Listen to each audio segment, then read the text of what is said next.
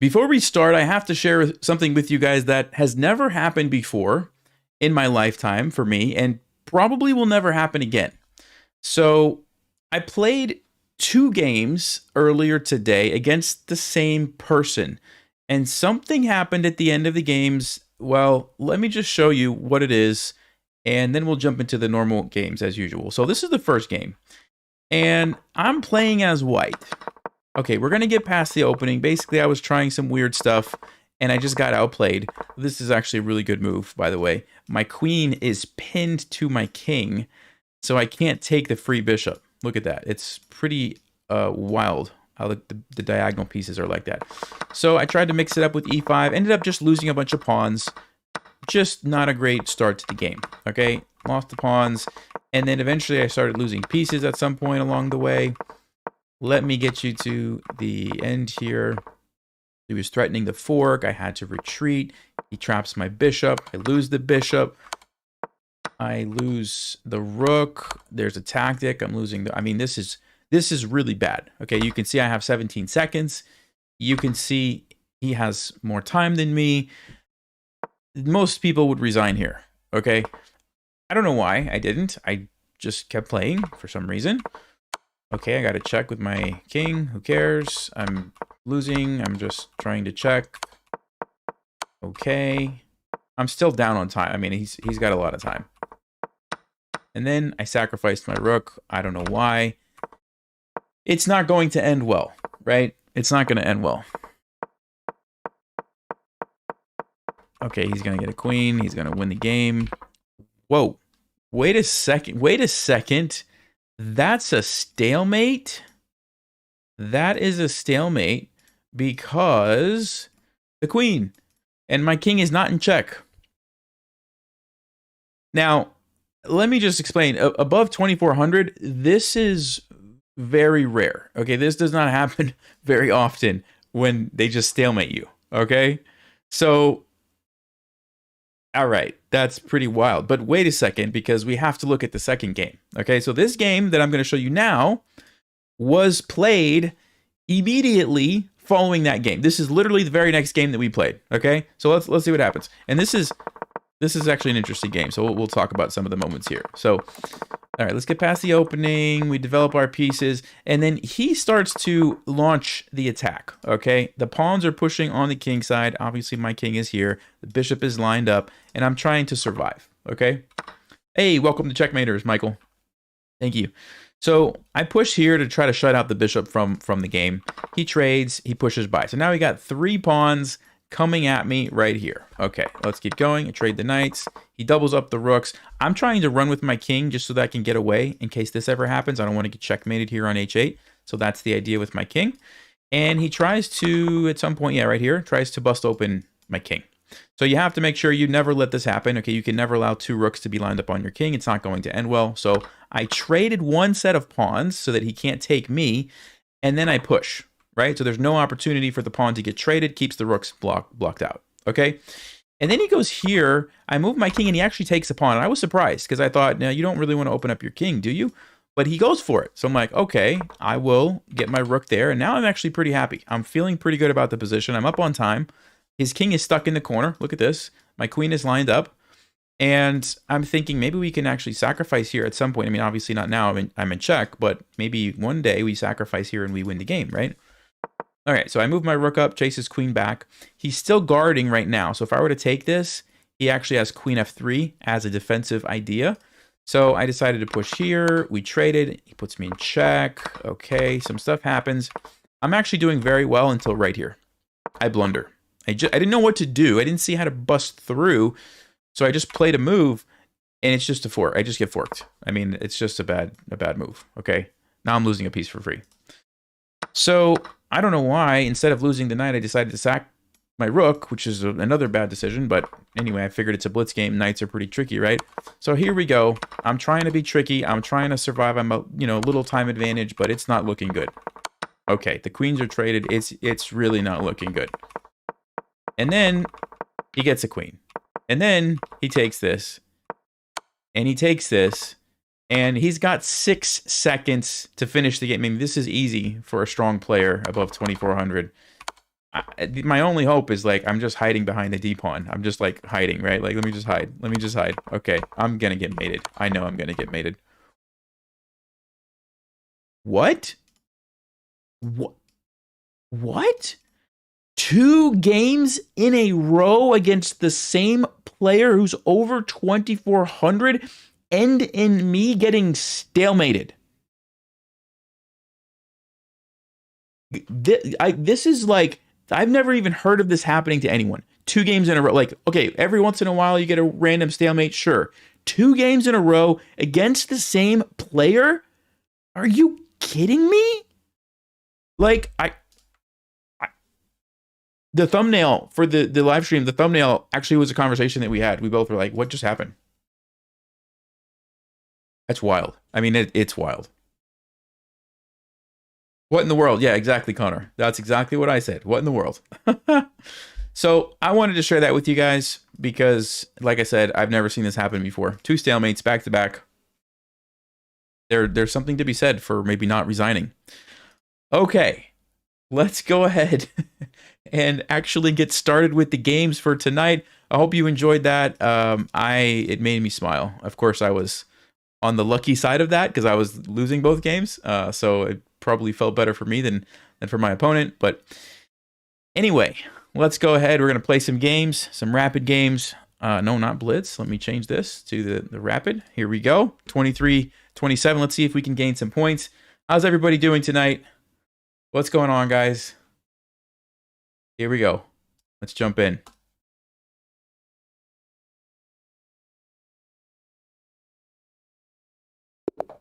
All right. Pygon the Master? What does that even say? Pyong the Master. Let's go with knight f3. Ooh, a6. Okay, this is the line where you don't play d4. I know that much. I know you're not supposed to play d4, but what are you supposed to play? Huh. Yeah, what do you play against the this is the O'Kelly. This is the O'Kelly. I don't know. Let's just develop. Let's just develop. There's some like tricky lines where d4 is bad, so I'm not going to play that. I'm not going to do it. I'm going to do something else. We'll play a King's Indian. So we're just going to fee and kettle the bishop over here. And try to take the game into uncharted territory so I don't fall into any traps. Let's just do this. Okay. I think we're doing fine. Let me see here. Should I attack these pawns? Is he overextended? Yeah, maybe. Let's play a4. Because if you push, then look at this square. You guys see this square? I think I'm just going to reroute the knight there.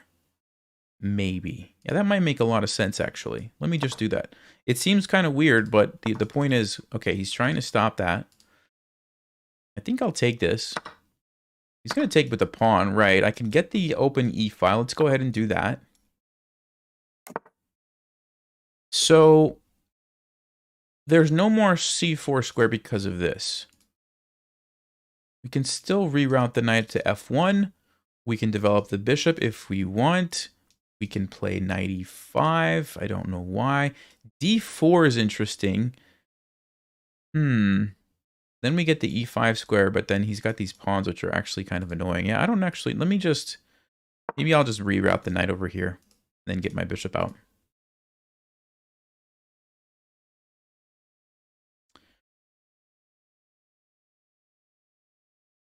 Oh, yeah, what's up with the title? So you must have joined late. The title, I talked about it at the very start of the stream. So something really, really wild happened.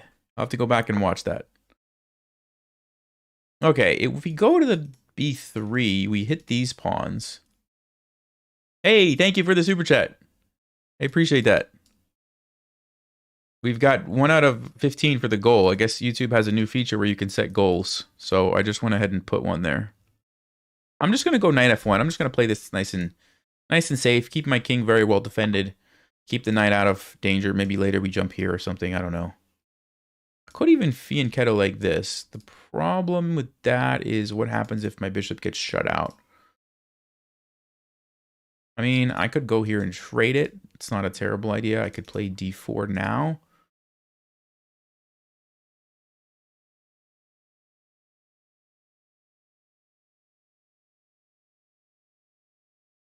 I will go bishop g5. I just want to develop the piece, so I'm just going to go to g5. And, I mean, of course, yeah, h6 is probably going to make me go back, but at least that might be a weakness that we can take advantage of. At least that's what I'm hoping.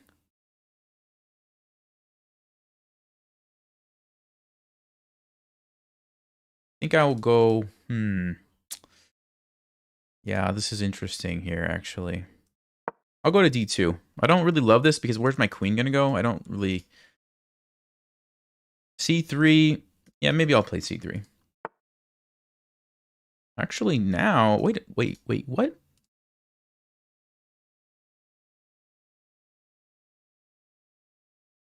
Am I missing something? Is it a trap? Is my rook getting trapped? I don't think so. I think that was a blunder. I think that was a big blunder. Uh-oh. Yeah. Tough one. Tough one. All right. Well, that's one way to win. That is one way to win. Yeah. Okay. Pretty even. Pretty even until the mistake. All right. Next game.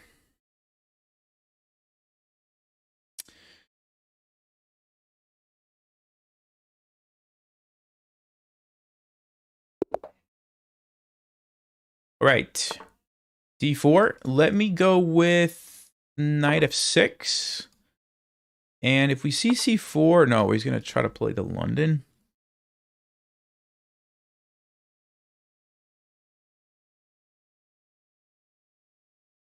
You know what? I'm going to go g6, and I might actually try to trap this bishop. So, for example, here I'll play probably knight h5, just get the bishop. I guess technically he can go here if he really wants to keep it alive, but okay, he does that. Let me go d6. We'll play like a King's Indian setup again. Okay, and now I think I will attempt to get the bishop.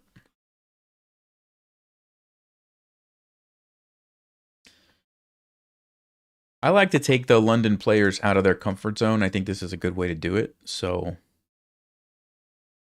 we'll go h6. Gonna go back, of course. I think I'm going to pin this guy. If I play g5 right now, I think we walk into maybe a potential tactic. So I don't want to do that. So let's go bishop g4. And now we might be threatening to go here and take the bishop. He's going to go bishop e2. g5. No, he doesn't. Okay, so now he can go g5 and take the bishop. The g5 here takes bishop g7. There's no tactic because this is defended. That's a pin still. Yeah, that should be good. Let's go. He's going to go back. I'm going to trade it. And then I'm going to go bishop g7. So the reason we do this is because we get the bishop pair. And it sort of takes the London players out of their comfort zone, I think. I might play c5. Or I might just develop my knight first. Let's develop the knight first.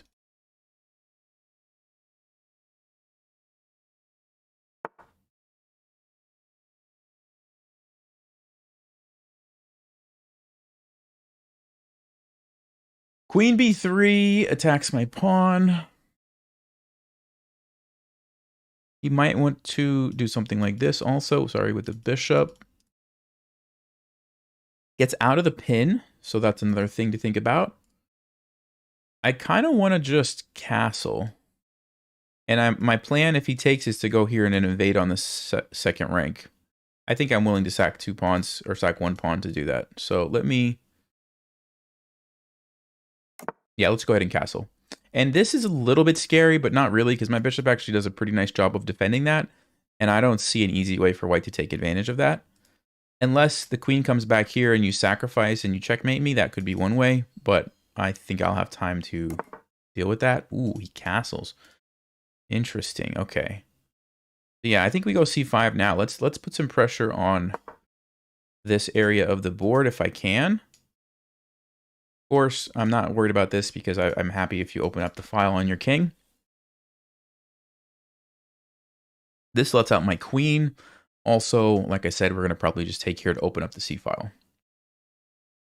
Yeah, this is going to be an interesting game, though, because white's probably going to look for ways to attack me.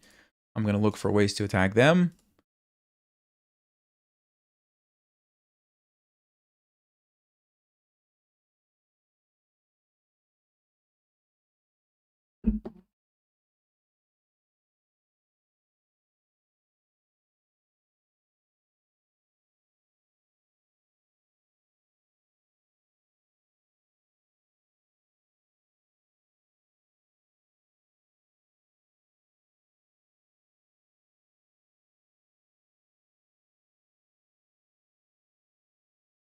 I'm going to try not to fall behind on time, like I usually do.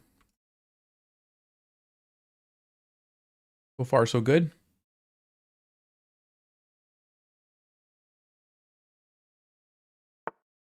Bishop d3. Okay, now I actually am wondering, is this a threat? Takes, check. I move, he moves check. I think he would have at least a perpetual, probably even better. So that is actually a threat. Yeah, that is a significant threat. Interesting.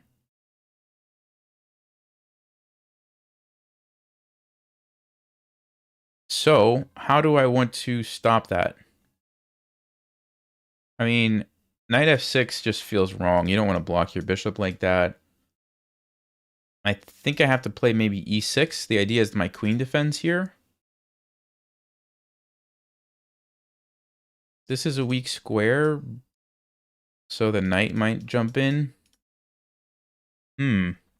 Actually, yeah, I didn't consider the bishop threat there. That's pretty. No, I could. Oh, you know what I could do? I could go rook e8. Okay, rook e8, because now takes check. I go king f8. Yes, maybe rook e8 is a good move. Now we have to watch out. Bishop g6. No, I would have some moves. Yeah, I think rook e8. Yeah. Okay. So king f8 is the way I'm going to sneak away from that attack. Because if I allowed this, guys, it's just a perpetual. There's nothing I can do. He just goes check. He goes check. He goes check. Check. Check. Check. Check. I mean, and he could also just start taking my pieces too after the bishop goes here, I think. But even if he didn't want to do that, he could get a draw. So this way, we run here.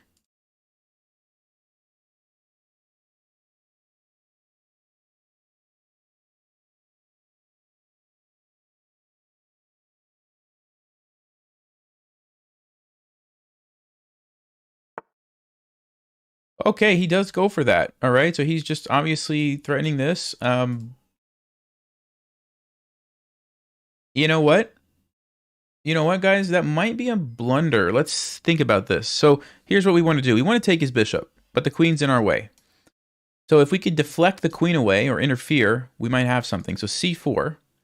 If he takes with the knight, we could probably do it. No, that might be risky. Probably going to take with the queen. d5 takes with the queen. Bishop e6. You have to move your queen, and then I take here.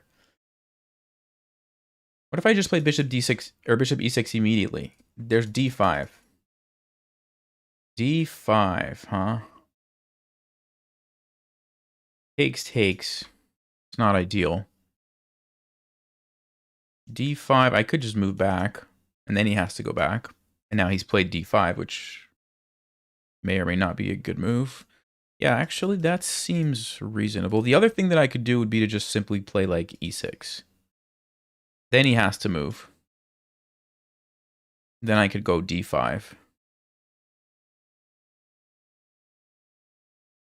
So, yeah, E6 actually probably looks pretty good, too. Maybe I'll just do e6 and d5, because if you take here, I'm happy that my knight jumps in. Otherwise, I'm going to push c4 on you. My bishop should be fine over here. Yeah, I think let's do that. Let's go e6. So we are attacking. This is my threat, so I'm assuming we're going to see the bishop drops back somewhere. I don't know where. No, he's not going to go here. He's probably going to go... I would assume one of these two squares.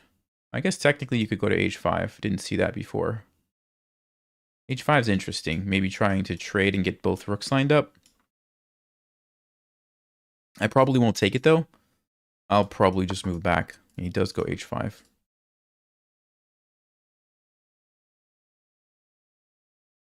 Yeah, I mean, I could take. The rook is not like amazing there actually, so I could take even if he doubles up. What are you going to do? Are you really going to sack there? I don't think so.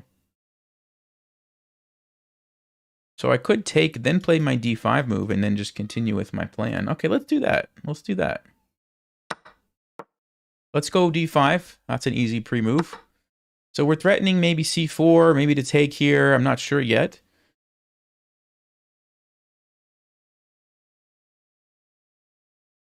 But this rook seems kind of weird. Like, even, like I said, even if you go here, I don't know what you're going to do. I mean, maybe there's some... Okay, he does.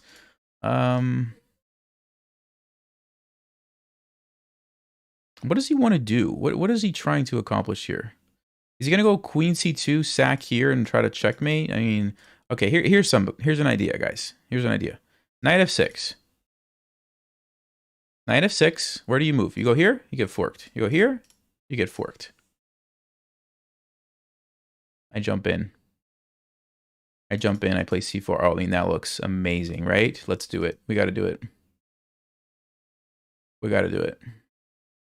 Maybe he wants to sack here. Takes. Knight f6, takes. King here. Knight takes is an interesting try. No, it's got to be good for me. I'm going for knight f6. I think he's in trouble here with the rook. You don't have a lot of options, so I think you probably have to sack now. Otherwise, you're going to get forked one way or another. My knight's going to be a monster if it gets over here and c4 happens. So, yeah, I think this is his best try.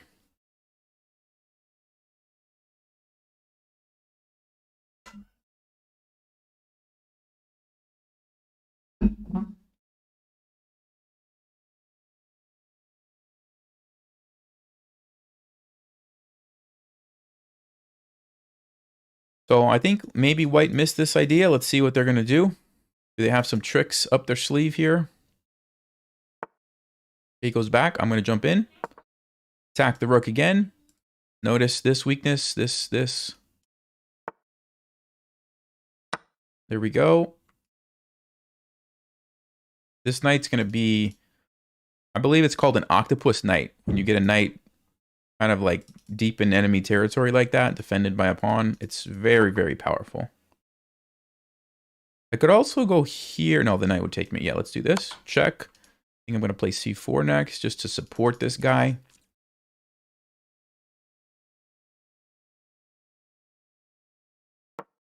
I think that's a safe pre-move because he has to move his king, obviously.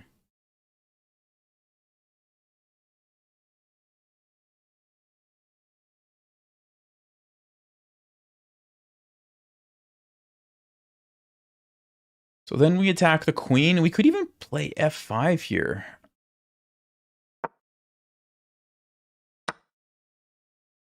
Whoa. Okay, I didn't actually think about that.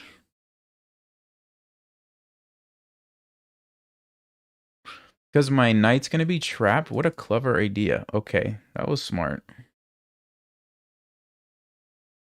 That was actually very smart.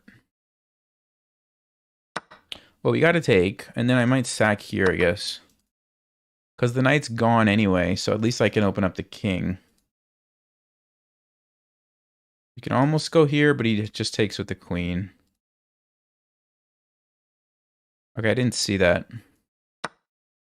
Still, seems like it's a pretty good position, I think.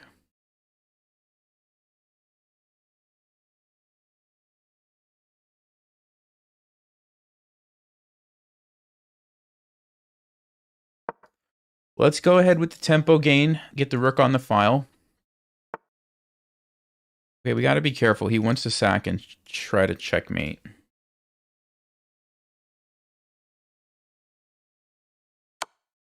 Let's go with tempo moves so that I don't waste time.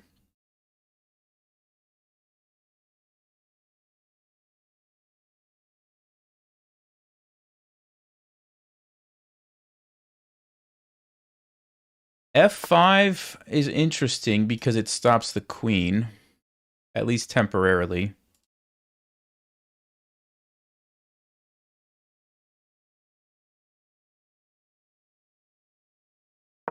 I'm going to just attack instead. I'm going to attack instead. You know what? Because actually, even if you did this, that's not checkmate. I just moved to f8, and I think... Yeah, somehow I would be surviving, so he doesn't even really have a threat there. So he deals with that, okay. I think we come up and keep attacking. I think we keep attacking here. We can even bring the other rook over now.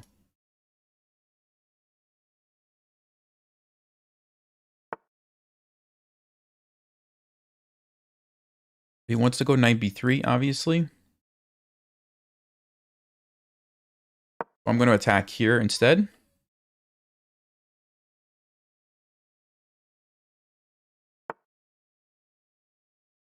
Okay, so he deals with that, but I don't believe you deal with this, do you?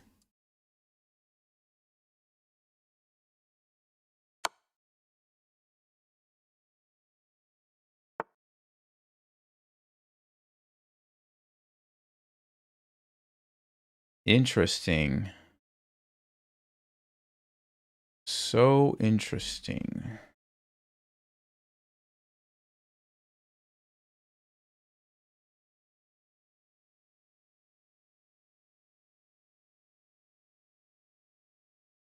How do we break through here, guys? I don't quite see how.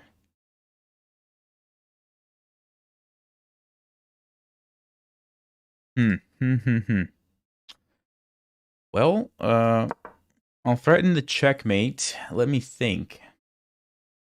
He's gonna just play rook f2, probably.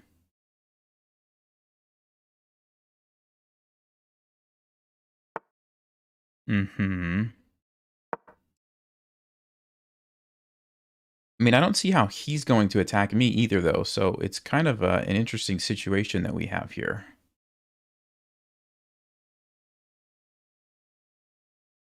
It appears both attacks are stalled at the moment.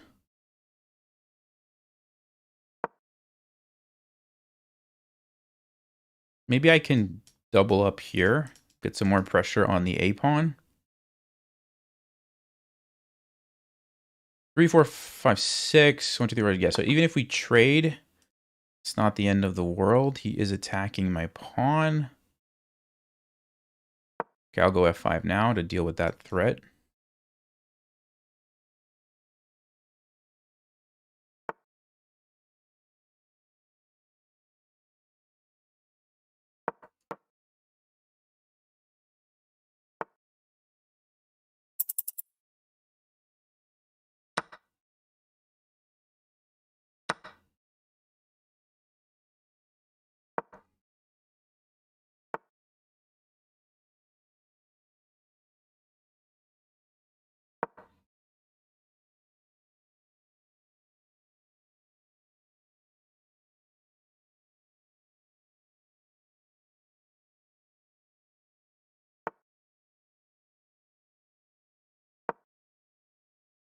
Let's try not to get flagged. We're going to hit the pawn here. On c5, I think we could play b6 maybe.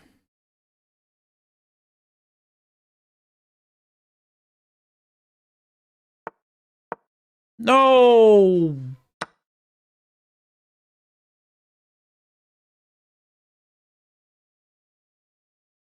Was my queen selected?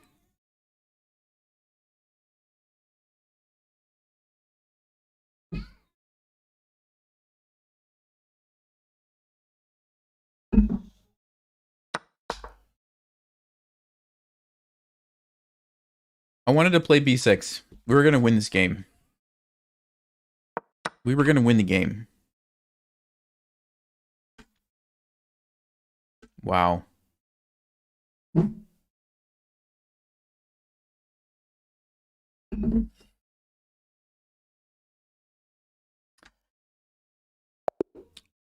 That one hurts.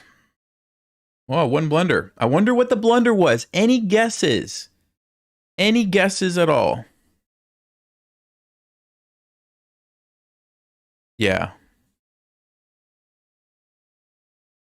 Man. That's frustrating. Let's see what would have happened if I played b6. Just, yeah, so that's the best move, actually, b6. He was probably going to take it. I'm going to take it. I don't know what he's going to do, but my position's really good. I mean, I can put my king here. It's pretty safe. I can even, like, come around here. I had a lot of ideas. This is under attack. I could even probably do a trade. So many different things. Maybe even e5 I was thinking about to try to, like, undermine this guy. Like, I'm pretty sure we were going to win that game. Ah, okay.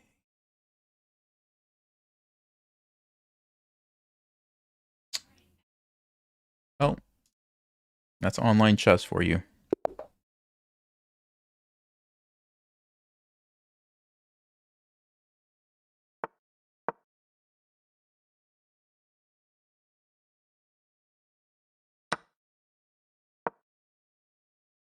Attack the pawn with the knight.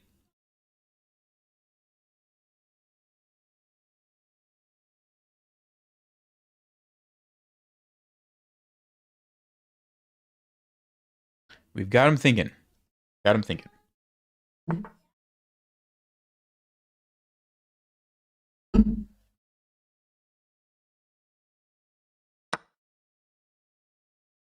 Why not resign?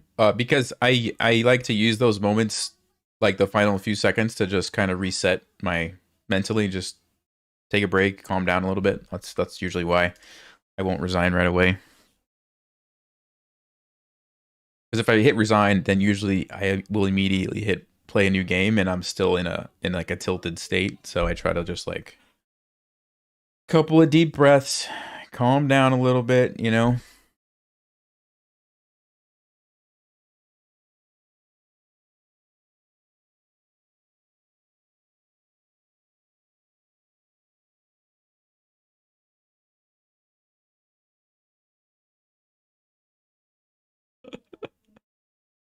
And we get a win. Unfortunately for me, the amount of points that I get is not even close to being equal. From losing the last game and winning this one, it's not even close.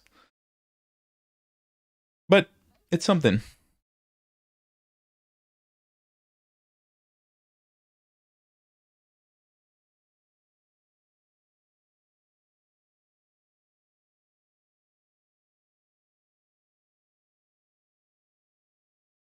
Is that what never happened before? Queen blunder? No, I've blundered my queen before. We got the same opponent. What is going on? What is happening? Are they going to try to play again? They are. Okay. You know what? You know what? Tomorrow is Halloween. It is. So, Halloween Gambit. Here we go. E4. Get the big center. I have full confidence in the Halloween Gambit, even at 2200 in a rapid game. I have full confidence in it. A lot of people would disagree with me, but I am quite happy playing it. I mean, honestly, Black's best decision, I think, in a lot of cases, is to just give back the pawn. Goes knight b8, and now they're going to have to go knight g8, too. Look at this. I guess technically they could play bishop b4 here, would be a move. You give back your knight, and you just go on with the game. But it looks like they're going to try to hold on, so I think they're going to go knight g8. Which actually is pretty funny. Okay, this is very funny if you think about it. I mean, imagine if you're like walking up to a game, right? And you just see this position on the board. Black's just missing the pawn. All right. That is really funny, actually. Okay. I think this should be a thumbnail. Anyway, I'm going to develop my bishop. I'm just not sure where. Bishop d3, bishop c4. Usually I like c4. d3 doesn't look bad either. Let's go c4. Because I want a castle right away.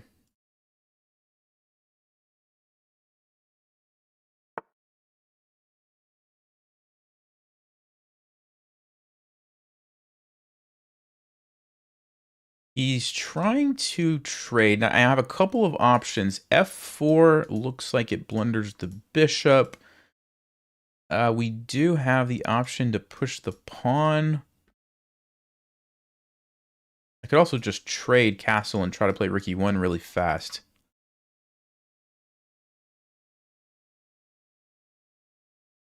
Bishop check followed by E6 is interesting, but he might play C6. Takes. Probably don't want to do that.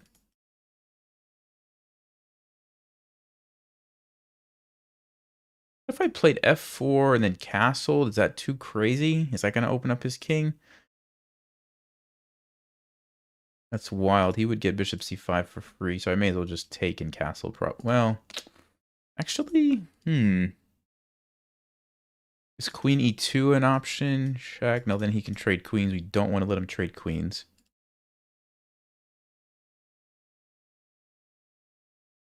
I mean, e6, the problem with e6 is the pawn might get lost. But if it doesn't, it's an annoying pawn. But then he's going to play knight f6. I actually do like f4 followed by castles. I think I should try that. I think I should. Let's do it. Let's go f4, and we're not going to take back, okay? Because if we take back, bam, he forks my pieces. You guys see that? But what I'm doing is basically saying, go ahead, take my pawn. Because then I'm going to castle, and you now have...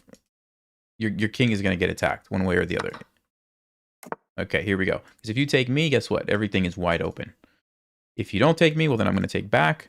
If you push, I can just take it. Check, yes, but I'm just going to move. Not a big deal. And I'm trying to force the e-file before he has time to develop and castle.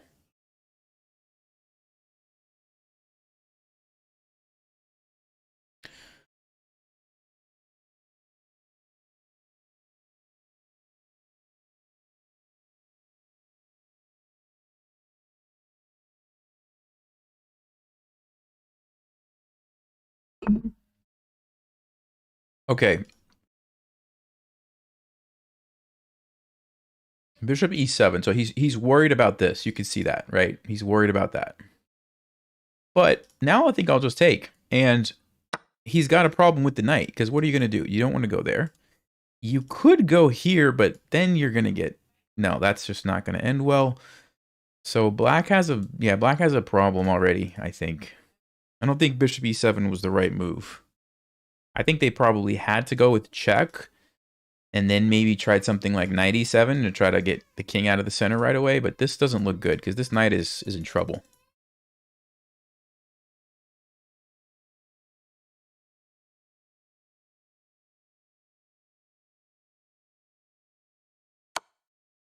Okay, yeah, now he goes for it, but you just wasted a move, right? You just totally wasted a move. Unless he just wanted to let me take, but that seems like a blunder. All right, so here's what I'm thinking, guys. Where's the weak spot? Where's the weak spot in my opponent's position? Right here. Right here. Right here. So the obvious move to punish that would be d6, right? You create the double attack.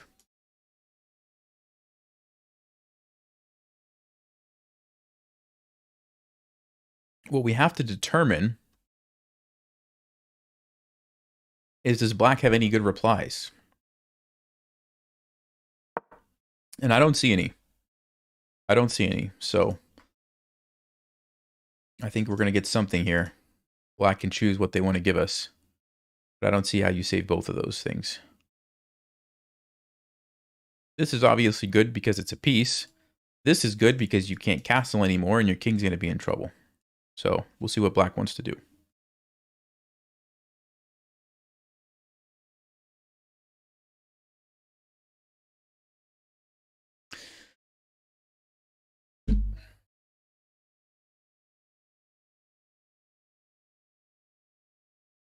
This is, I mean, this is kind of the dream Halloween Gambit. This is the kind of position that you hope for, right, when you play this opening. Which is why I think the best option for black is just to give you back the piece.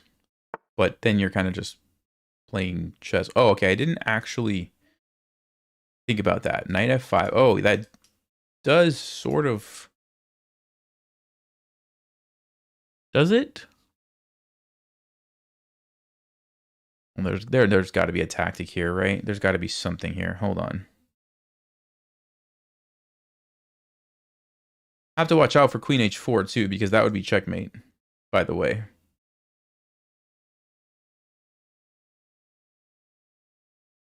Okay. I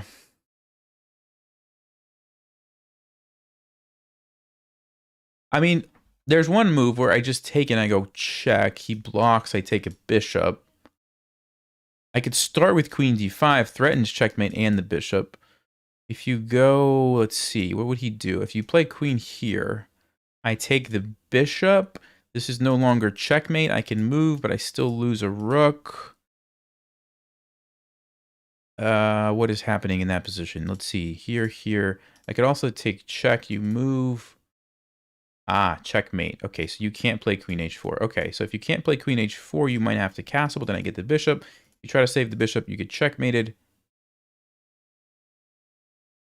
Okay, so queen d5 should be the move. And this almost is a nice checkmate, by the way. Takes, checkmate, except it's not checkmate because my pawn would take. But you got to watch out for that because there is a pattern here, right? But no, we've got the checkmate first. Okay, you guys see that? Checkmate with the pawn on c7. Beautiful. Beautiful, beautiful.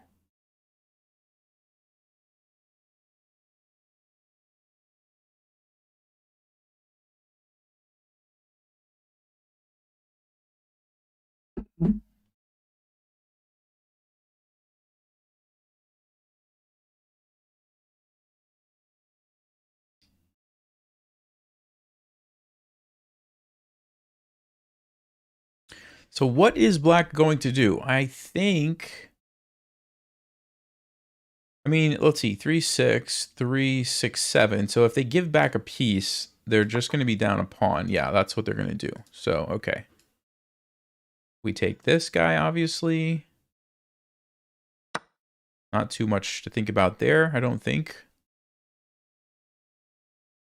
So, I mean, now we're not even down any material, and we have a great position. Can't complain about that. We're threatening this, which is a fork. Threatening some more stuff here.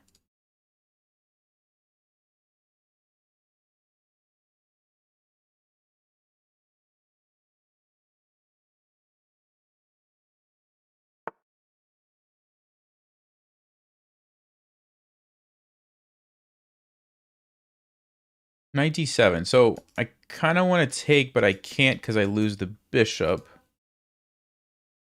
Okay, that's an interesting move. So I guess I have to go somewhere with my queen that defends my bishop. So here. I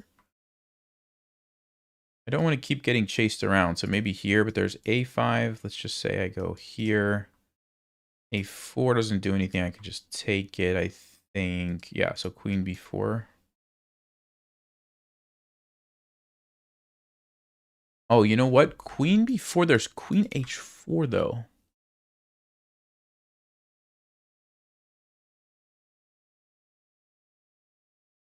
Huh. Isn't that interesting? Okay, I have an idea. What if I sack my queen? Can I get away with this? Takes. I get 2 pieces for the queen. He's going to be able to castle, though, unfortunately. Still kind of like my position. I've got the bishops, the pawns. Because if I'm just worried. If I go here, I think queen h4 is just such a strong move. I really think it is. You know what? What if let's see, queen h4 takes. No. I think I should do it. I think I should do it, guys. I could be wrong on this, but I'm gonna go for this. I think these bishops are gonna be really nice.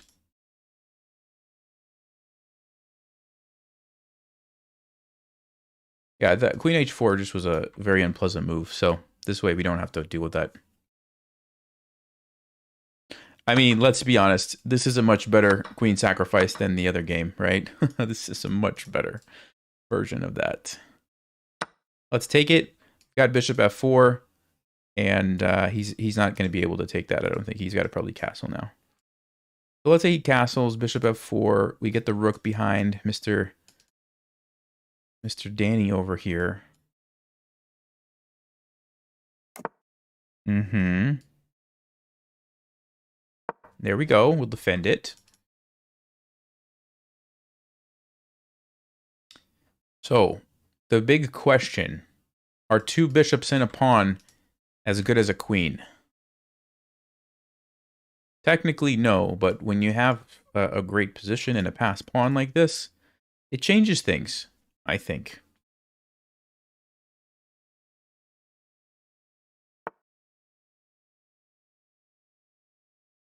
Okay, not a big deal. I'm going to just drop it back. Keep it defending.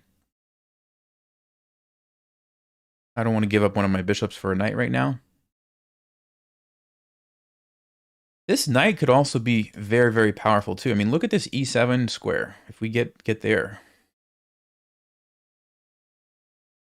This rook has a very clear and obvious home on d1. Okay, he's trying to get tricky. He's trying to get tricky. Do I have to defend that or not?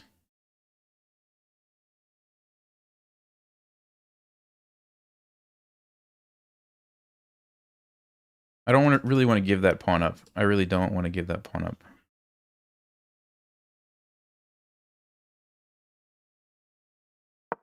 Let's play b3 because this is defended. So even if a rook goes here, I can move my knight. And then if I can get c4 in to defend the knight there, and I mean, then the pawns are just super nice if you can get them in a pawn chain like that. Everything's defended except my knight. This is kind of the problem the queen has. If everything's defended, you can't really do anything. Now I do have to watch out for the knight, but I think we could just move somewhere. Probably just back here. Okay, I don't think that's a big deal, honestly. I'm going to jump in and play c4 to defend it. If he wants to sack, fine. Go ahead. You can sack if you really want to. Let's go c4. And I wonder if black's going to go for that.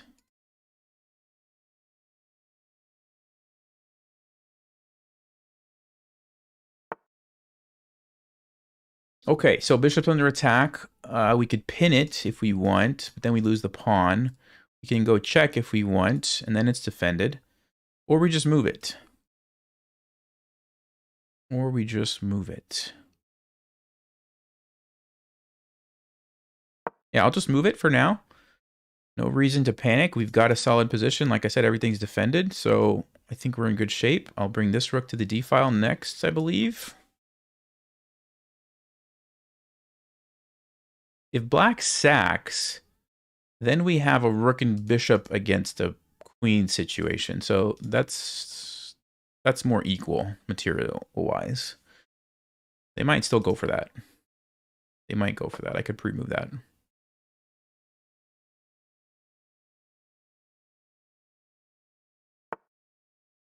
Doesn't want to go for it. He's hitting this pawn. Okay.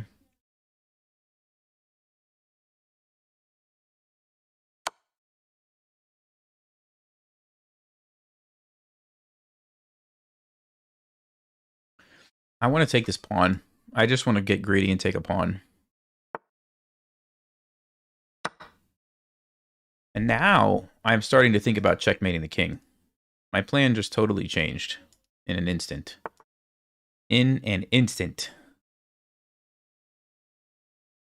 He's attacking my rook. I can gain a tempo here.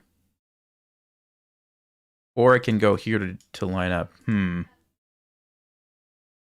that interesting?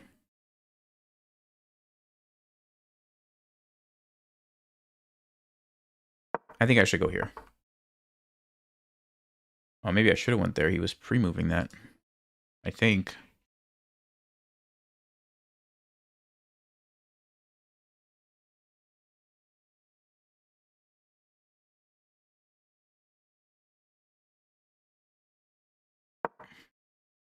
Let's just save the pawn for right now. And I will think about what we do next.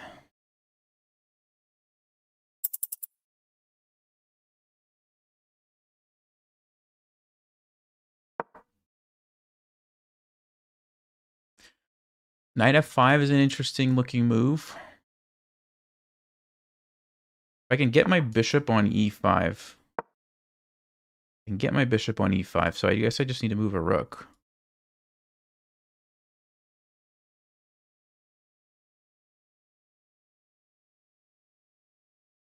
Yeah, I guess I just need to move a rook. He's going to try to keep his queen defending there, I think, somehow.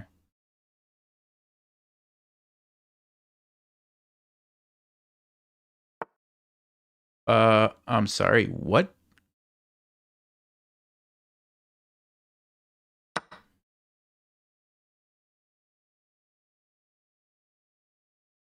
Okay, I'm not the only one who blundered my queen tonight.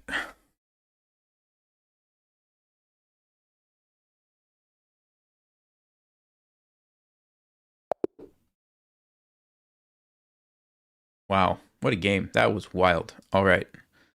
That was wild. Yeah. Okay, there you go. That's the Halloween Gambit. I like it. I like it. Oh my goodness. First blunder was knight takes e5. Knight b8 was not the way. Yeah, actually white already has an advantage here. The best move was d6. Aha. You know why d6 is such a good move? And I don't know why I didn't think about this. It's because both bishops are stuck from one pawn. And even if he tries to attack it, I can defend it with knight b5. And I'm also threatening to come in here. And you can deal with that, but again, this pawn is just so powerful. The bishops are going to be stuck. That's what I should have played. Wow. Okay. Let's check the queen sacrifice here. Let's see. d6 was a miss. I should have just developed. Just pin it. Just pin it and develop. I just couldn't... I didn't see the response to this. That's why I couldn't get past d6. I didn't see that you could just go knight f5. Whoa, queen takes b7 is the best move? I didn't even consider that move because I thought, okay, why do I want a pawn? He's just going to move his knight, and I guess this is actually, no. Bishop takes, and then you take. Yeah, I didn't even consider that. Wow. Usually that's not going to be the right decision. What's the insane chess problem? You're curious. I don't know, Max. We have a ways to go, so we'll see if we get there. But I do have one ready, just in case. So, all right. That was the best move. Was queen takes c5? No, queen takes c5 was good too, though. And the best move was queen b5. So this is what I was worried about. a6. Oh, now queen takes b7? Yeah, I'm like, what is this? You just sack this? Ah, the rook. Ah. I failed to realize that detail. If the bishop ever leaves, you take the knight. Okay, yeah, this was a wild game. So I didn't have to sack my queen. Didn't have to do it. Oh, okay, Connor. All right, we'll probably end up doing it then. I do have one ready. All right, let's keep going for now, though. Interesting game. Oh, there was a setting. Somebody said the setting. Hold up. Let me change my setting. Thank you for saying that. So where's the setting at? Does somebody know? Is it in live chess? Let me see.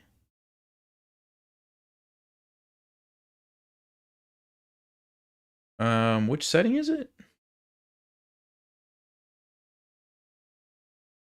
Boards and pieces.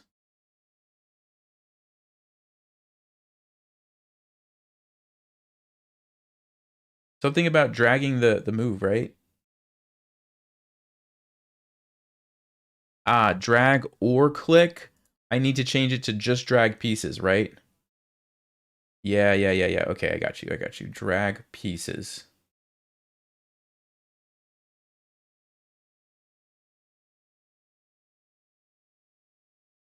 Okay.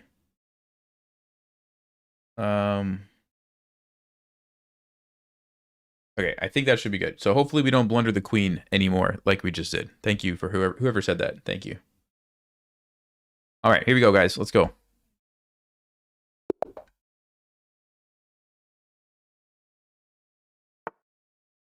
All right, let's go with the Scandinavian.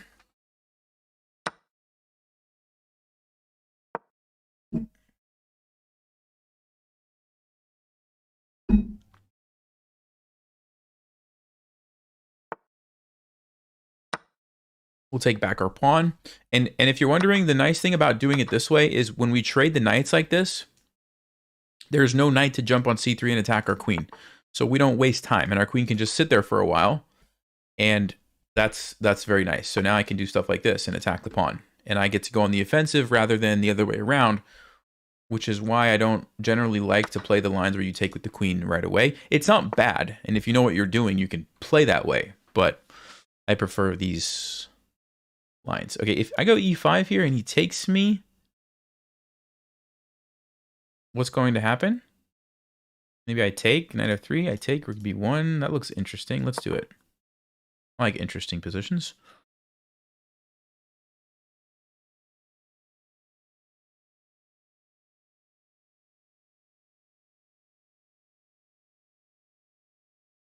There's other options too, but I think that one was pretty good. Let's just check one more time. Knight f3 takes rook b1. We have bishop b4 check. Yeah, I like that. I like that. I think I will just take this pawn if they let me. They could go c3. Okay, c3. Sure.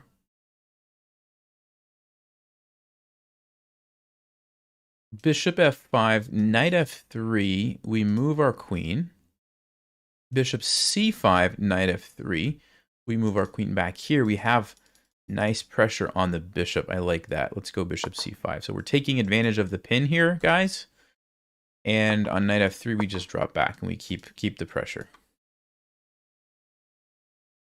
Now I could probably go bishop g4 next and castle, or maybe even rook d8. Okay, he breaks the pin, so this is a threat now.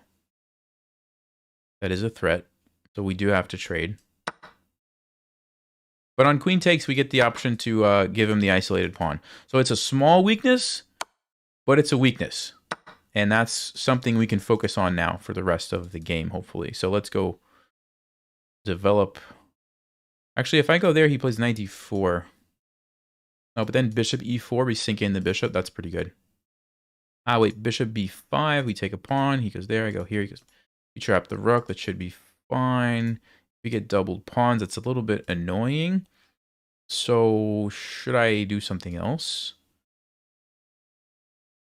I could go bishop d7 and just castle. I could just castle right away, actually. You know what? Let me just castle. That way I can get a little bit more information. Okay, he goes here, and now I can decide what I want to do. If I want to go bishop d7 or do something else. Bishop d7. Let's say rook d1, knight e5. No, I lose a piece. So maybe I just move this. I'm trying to avoid a situation where I mess up my own pawn structure. So I'm just going to get the knight out of there. Maybe I'll play c6 or just develop this guy. And when I'm ready, I'll see if I can attack this guy.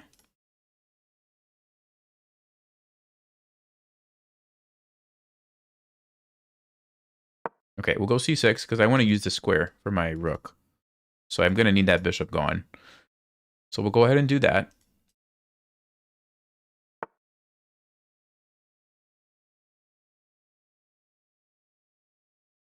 I have to be careful because he could have a lot of pieces lined up on this immediately. There is the idea of going here and f6, but then he still gets in.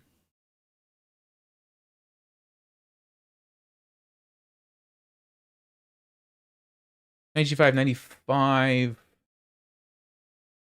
Takes. Yeah, I think that's okay. All right, so what I'm going to do, guys, I'm going to go here. And my point is you can't go 95 anymore because I stopped you. And if you try to go knight g5, I'm going to go knight e5 and defend. And then I'm going to have 3 defenders. You're going to have 3 attackers. But I also gain a tempo on your bishop. You have to move back. Then I can kick your knight away. And I think I would be okay. He goes king f2? What in the world is that? I have no idea what that's all about. That's a very strange move, because now you don't have the rook's help. Yeah, that's weird. Don't understand that one. Anyway, I'm going to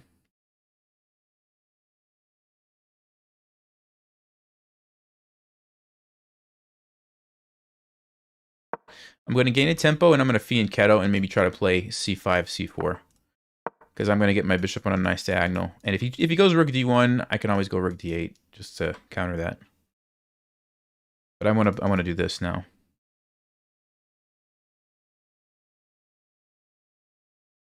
I don't know if king f2 was a mouse slip. He wanted to play rook f2 or what. Okay, he does do that, so let's just go here.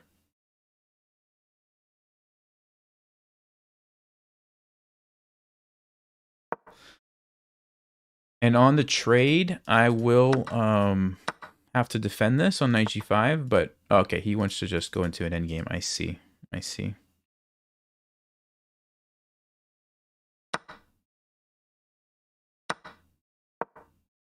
Okay, so we get the bishop.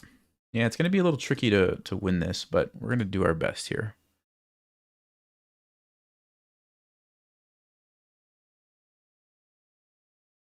I'm going to go f6 to take away the squares from the knight and let my king into the game.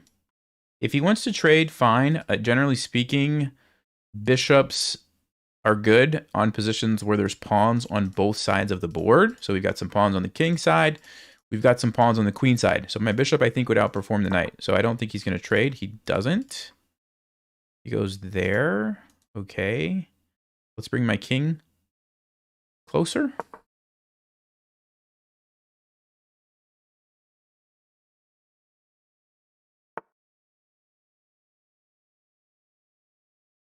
Okay, I think I'll attack his bishop now. I could take and then jump in and then jump over here. But after b3, I don't see a good follow-up, and I just explained why bishops are better than knights, so I don't think I want to do that. Yeah, I want to go here. I don't know why.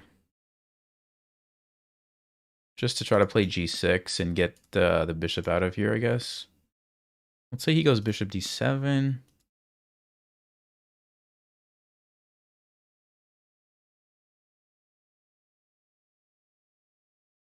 You know what? Maybe I'll just play... Should I play a5 just to gain some space? Should I leave it for an option to defend? I'll go a5. If I can plant my pawns on the dark squares, that might be good. The idea is it's on the opposite color of the bishops. So, yeah, well, here we go. Now I'm kind of committed. So the idea is if he ends up with pawns stuck on light squares, then maybe my bishop can attack them, and my pawns are safe from his bishop. So I think this is a good configuration. Now it's tricky because there's also a knight and a king, right? But a3. I think I want to keep some pawns on the board, so I'm going to trade. Otherwise, he can double trade. I'm going to trade.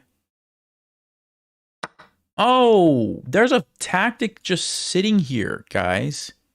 There's a tactic just sitting here. Good game. I didn't see it before.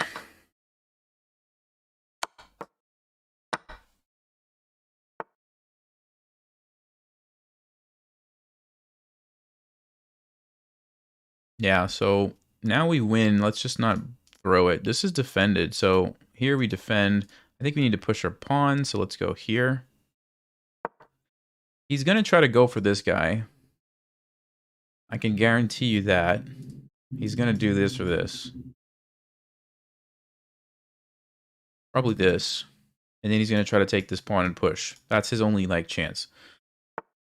Okay. He goes here instead. Interesting move.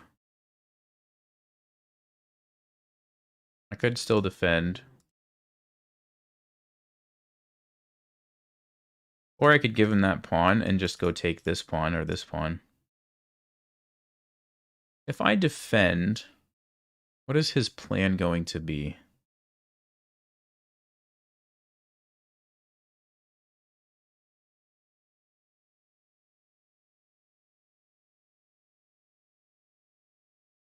I could push the... No, I have to deal with the knight. All right. I guess I'll just sack the pawn.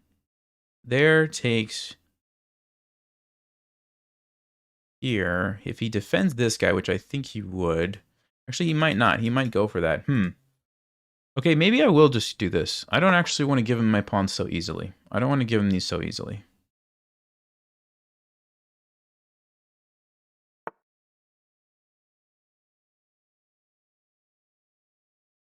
Okay.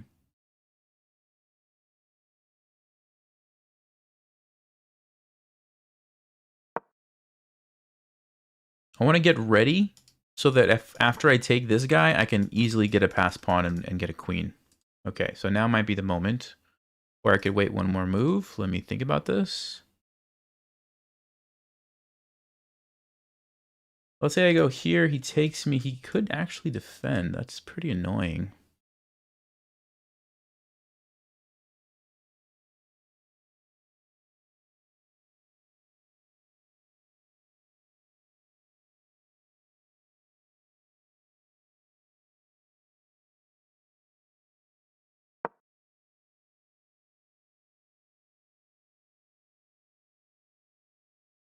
I think my king's in a pretty good spot. I can like actually stop these pawns if I need to. So I'm going to just focus on getting a pass pawn. I think that's what we have to do here.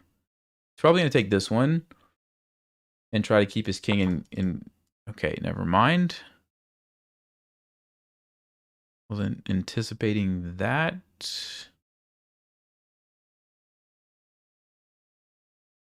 Takes here, takes here, here. E4. Also just take and go c4. Let's just take and go c4, because now you don't even get to take my pawn. You take that one, but then your king's so far. Yeah, let's do that, I think. You take this, I'm going to take your pawn here and get a queen.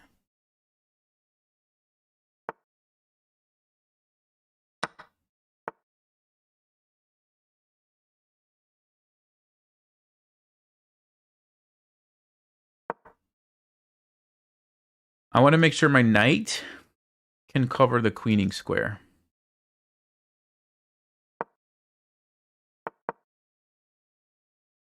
And he can't do anything about it. And this guy's gone. Yeah, we win.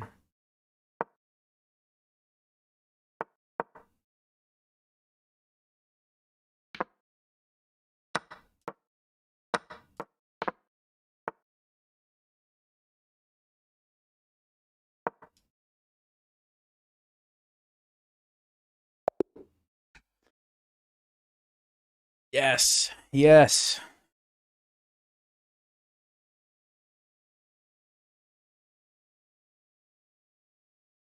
Whoa. That's an interesting graph. Oh, that was the wait.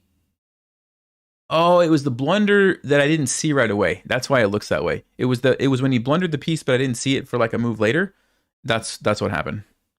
So it went in his favor. Then I gave him one opportunity to like save it, and then I got it the next move. Yeah, I'll show you guys. So as soon as he goes here, it's a blunder because I can just immediately take this and get the fork. But I didn't see it until this moment. And now, taking is just as good as going for that tactic. Because I am threatening to get a queen. So it didn't go away, that move. Yeah, that's what it was. Okay. And then I guess I played this correctly. Let's see. Yep, Stockfish likes f5. It likes king e8. Okay, it doesn't love g5, but it's not a big deal.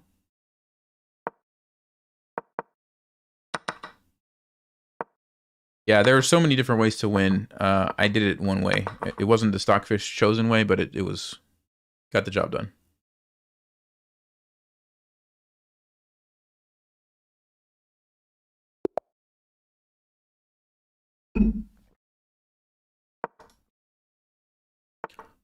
I think I've played this person before, actually.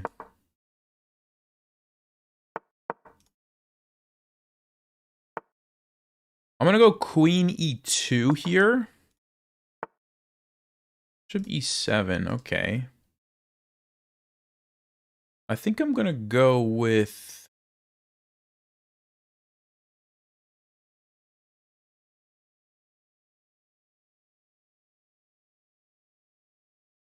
I guess I'll just go with knight f3.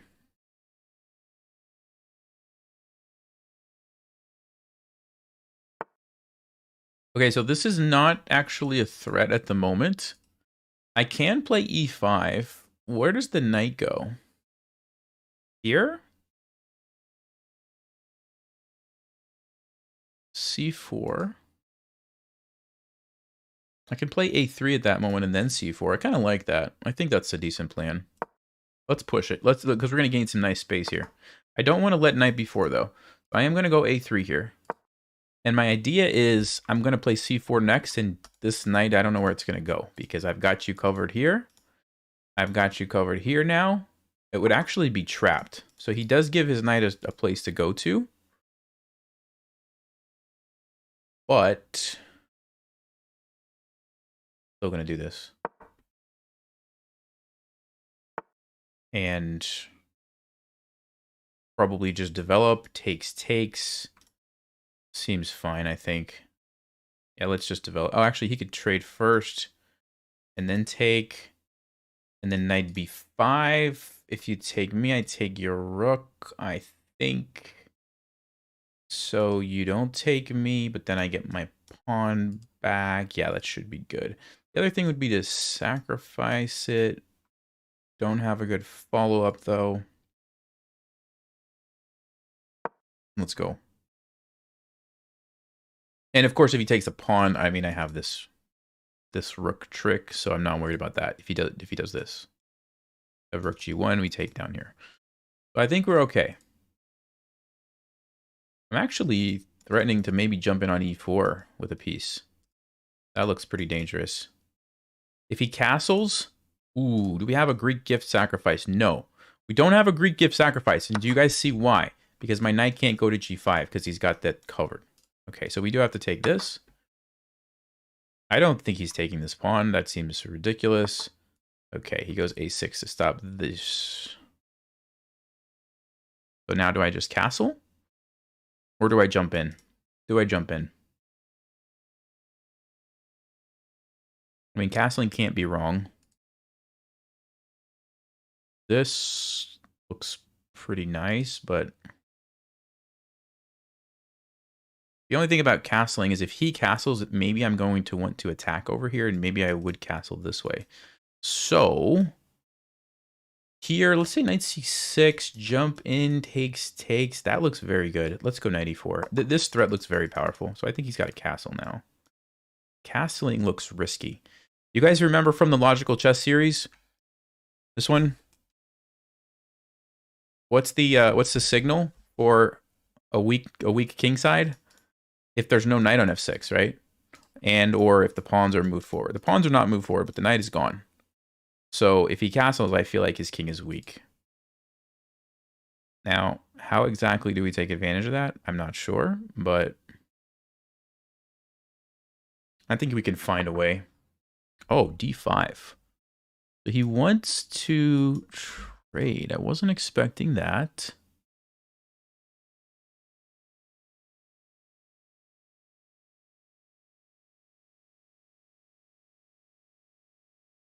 Hold up. Okay, hold on.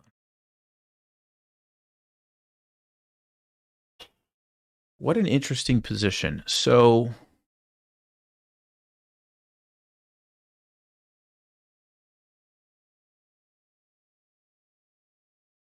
well, there's so many moves, guys. Okay, first of all, en passant. Takes. My knight's under attack.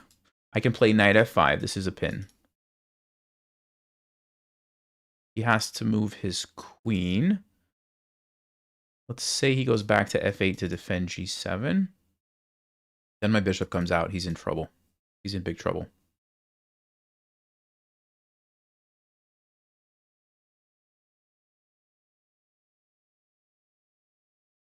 Yeah, that seems pretty good. I don't even think I should calculate anything else. There's not much else to really think about. All right, let's do it.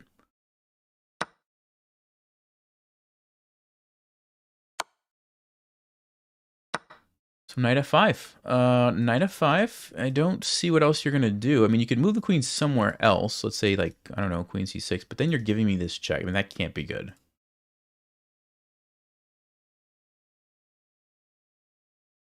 There's no forks. There's no tricks. So queen f8. Bishop f4 is killer. It's a killer move. Because you can't... It's a killer move because you can't control this square. With a piece. Your knight can't move there. So I'm guaranteed to come in next move with this. You can't castle because you just blocked yourself if you went there. So he's got to give me this, I think. Which means he's going to lose castling rights anyway, which is great.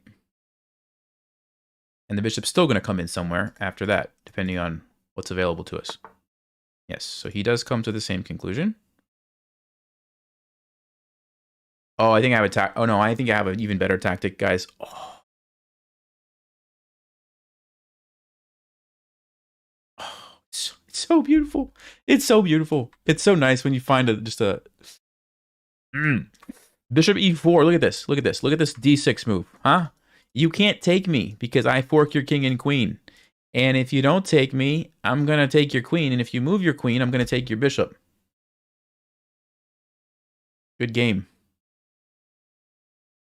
He can move his queen somewhere. Who cares? Even if he takes my knight, I'm getting a rook. That's game over. Bishop e4. Yes. Yes. Yes. What a move. What a move. Okay, yeah, he's going to go over that line, but it's not really a good line. I could also even throw in a check if I wanted to, but this just seems good enough.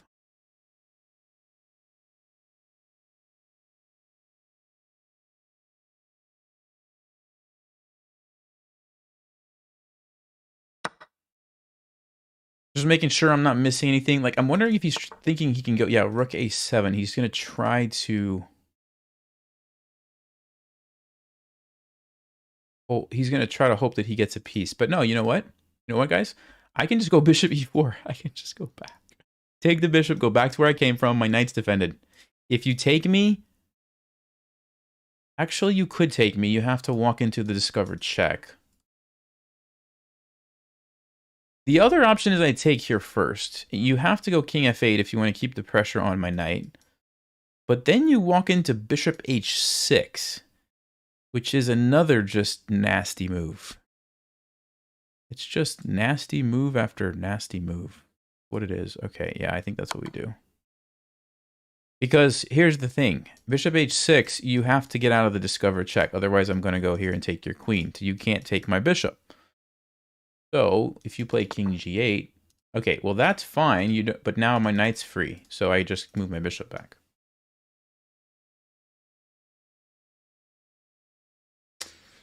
Yeah, I just moved the bishop, right? We're just up a piece. So we could go to f3 or e4. Is he going to try to trap my knight? Is that his plan, maybe? No, but I have knight h5. Yeah, so I think we just go here.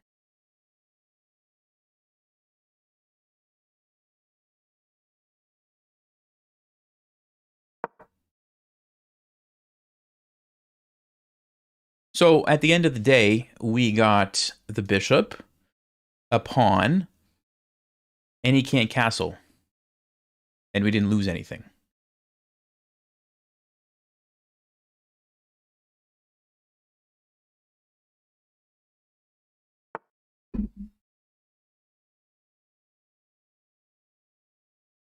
Now, if I take that, it does open up the f5 square for my knight. Not bad.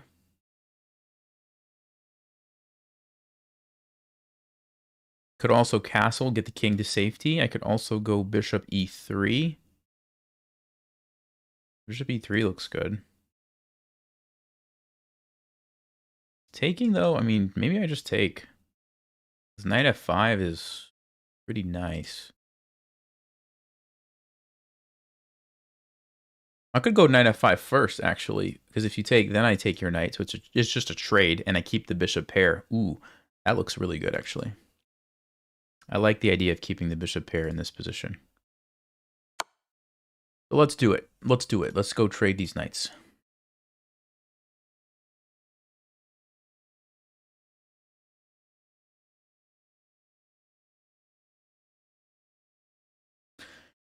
And if you don't take me, I mean, I'm happy. So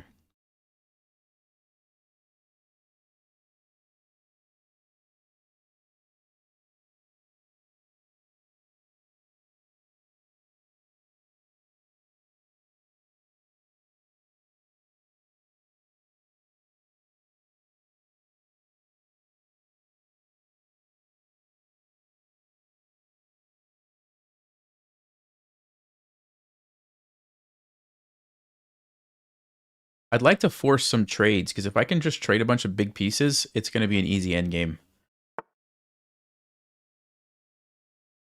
Okay, I think I castle now. I think I just castle.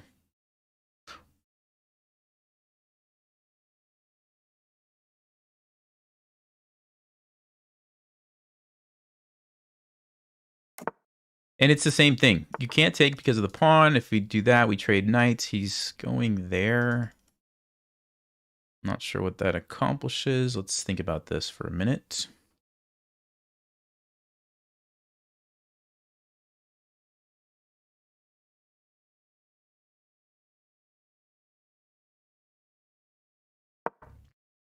So I'm going to keep the pressure here with the pin. If you take, I take. You can't take because you're still pinned. Of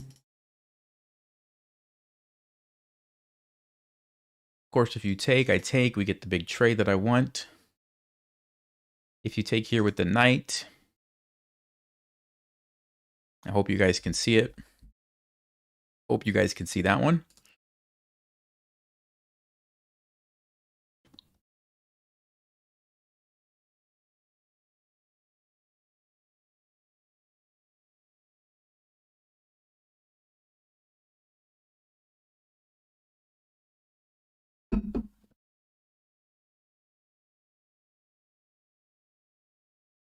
What else can black do? Just in such a bad position. I don't know.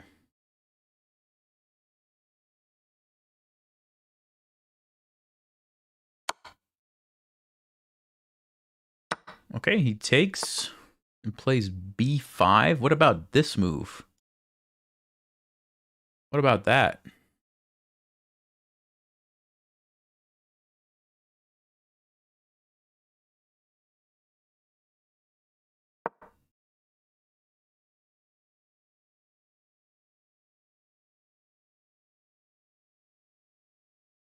I think we're going to see a resignation very soon.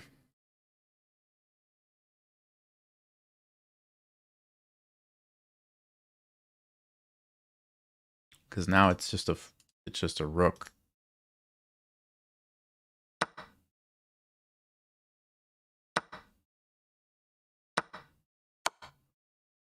Discover check. Let's bring another piece.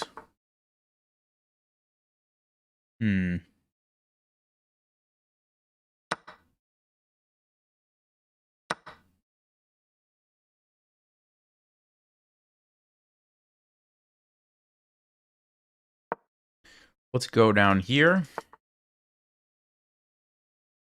Let's go here.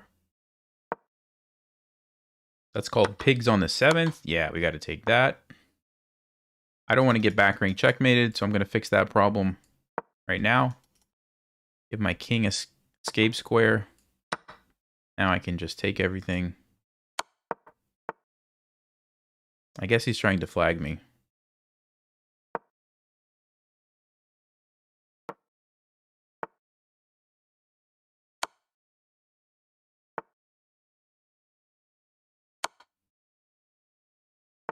So the easy thing to do in positions like this is just force the trade. Because once you get rid of all their major pieces, it's pretty easy. You just mop up the pawns and you're happy. So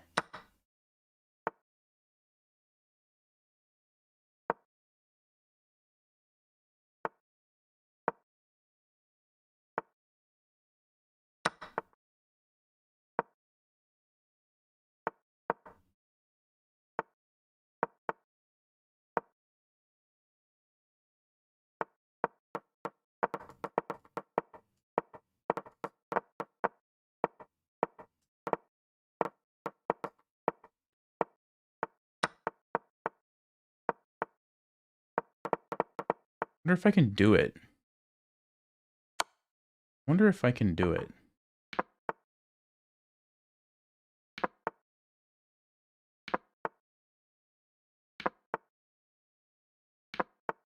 Okay.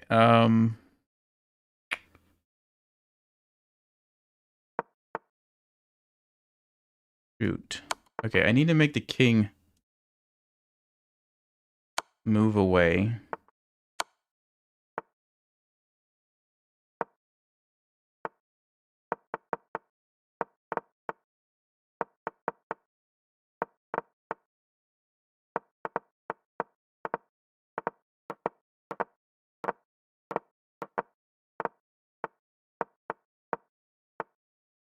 I don't know if I remember it.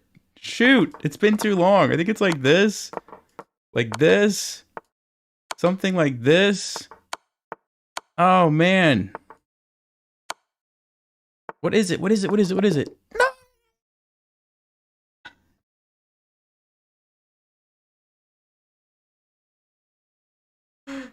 I forgot. I forgot.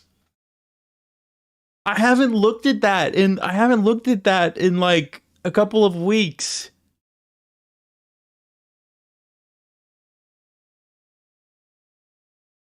Ah.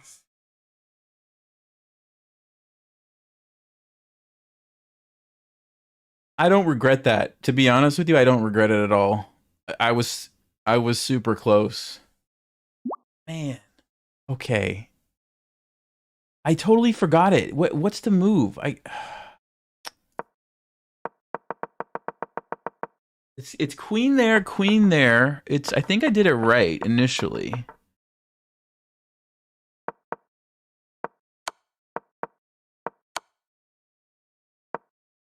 Queen f8, rook d6. Ah, that was the wrong move. That was the wrong move. Queen e7 is the wrong move. I have to go here so that he doesn't go back. And then he's going to move somewhere. I go here. He's going to move somewhere. I go here, I think. Here. Rook goes back. Rook goes over. Right? Rook goes back. Is this what it is? Queen goes here. Yep, yep, yep.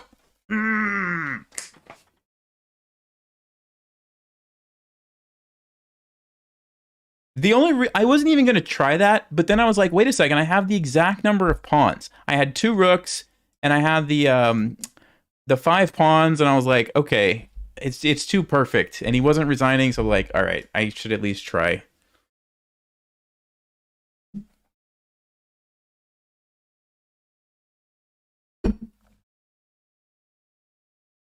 Ah. We might have had some brilliant moves that game though, too, I think. Let's see. One. Okay, one brilliant move. I thought there might have been more.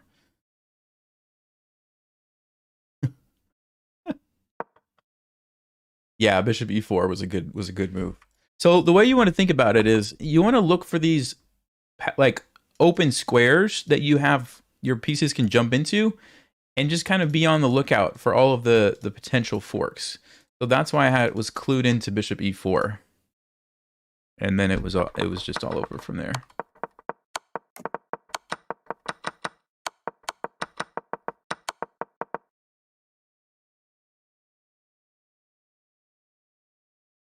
It's all right. We're gonna get it.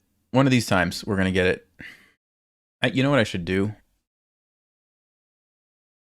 Let me just review really quickly here.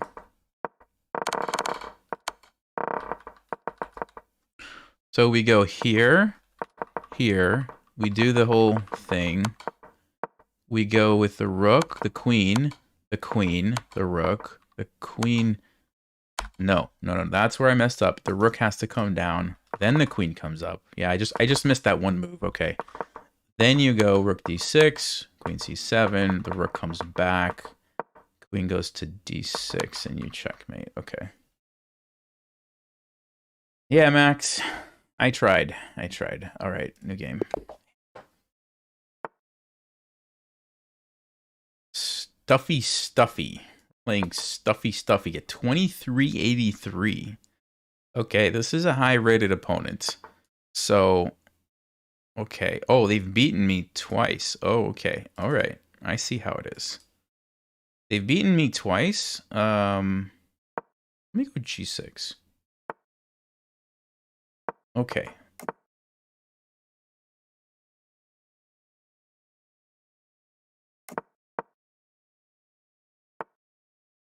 Oh, he plays B3. Okay, interesting.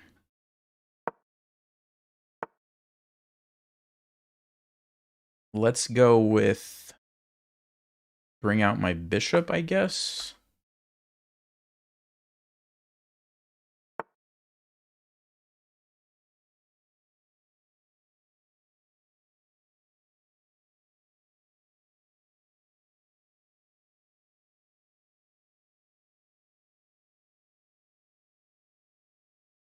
Let's go queen d7, create the battery. Maybe we come down and get the bishop. Maybe we do something else. I'm not sure yet.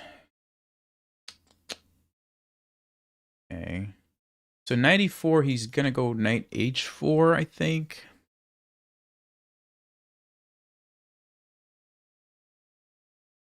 All right, we'll go here. He's probably going to go bishop h1.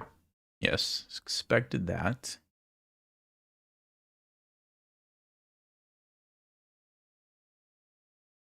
I'm going to go h6. I don't want the knight to come here. Now he plays e4. Okay.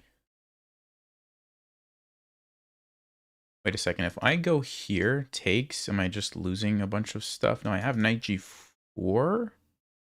E6 is interesting. Oh, that's a super interesting line, isn't it? Takes, take. Yeah, I like interesting lines for the content. I do like interesting lines for the content. Yeah, we got to do it. We got to do it. We got to do it.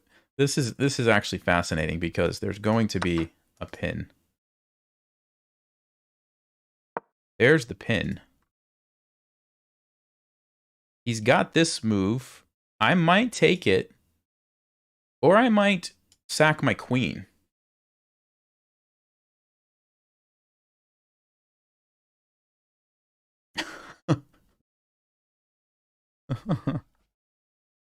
How much stuff can Stuffy stuff? If Stuffy could stuff. Yeah, I see what you're saying. I think it's not quite right, but I get it. It's pretty funny. Okay, he just decides to do that instead. So now I can just take it probably with the pawn or the knight. I think I like the pawn to open up the d file, although I guess you could make an argument for this too. Now I'm going to take with a pawn. And I wonder if we can get a checkmate.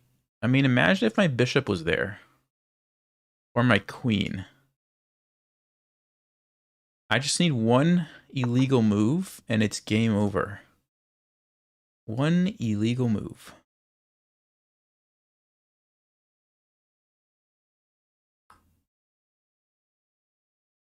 I could gain control of the D file.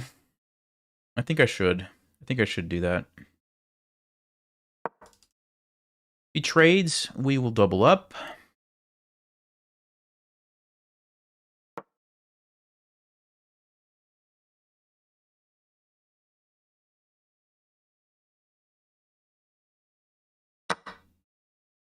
And even though he can play rook d1, we're going to get two rooks, so we'll be able to force the issue. Okay, he wants to try to do it this way. He wants to maybe jump in. I could trade. I could just double up immediately. I don't want to let him get to d5, I don't think.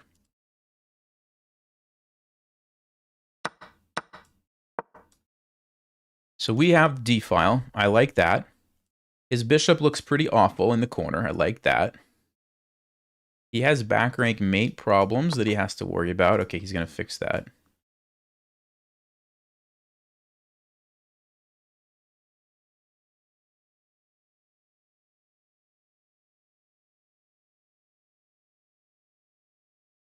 Check, he's going to go back with the rook. I don't think it really accomplishes anything. Trading seems to sort of help him out a little bit, so I almost want to keep the bishop. I'm just not sure if that's the right decision here or not.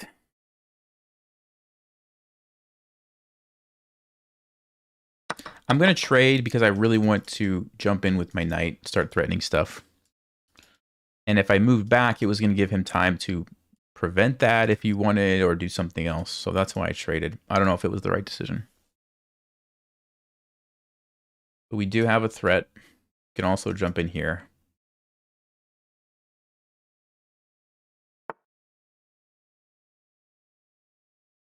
So he stops that.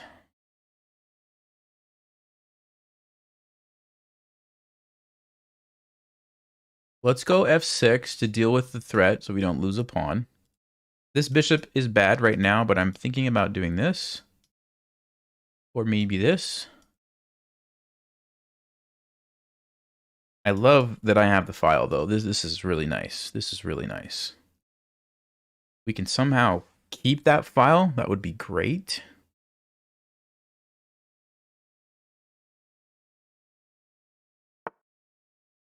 Okay, yeah, he's trying to stop h5.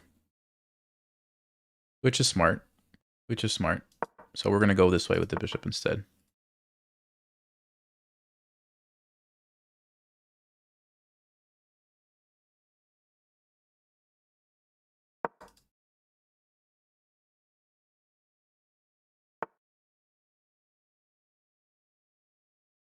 I think I'm going to leave it. I don't think I'm going to take, because if he takes...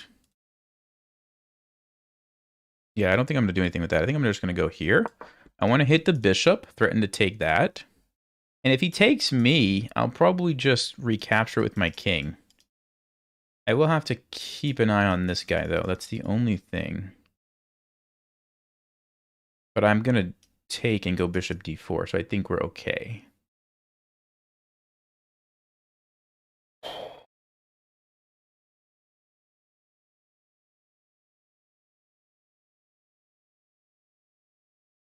Hurt my back a couple days ago. It still hurts. Like a lot. All right. So yeah, this is what I was saying. We are going to take... Oh, wait a second. Whoa, whoa, whoa. Whoa, whoa, whoa, whoa, whoa. Whoa, whoa, whoa.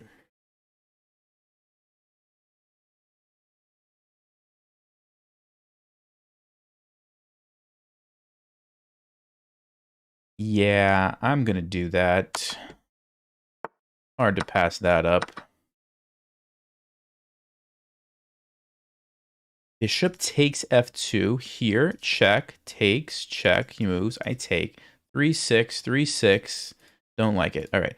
I think we go bishop d4. Ah, he's going to get the pawns, though. Okay, this is actually... It's a bit tricky. It is a bit tricky. Now that I'm looking at this. Bishop d4, what's he going to play is the question. He's probably going to take this.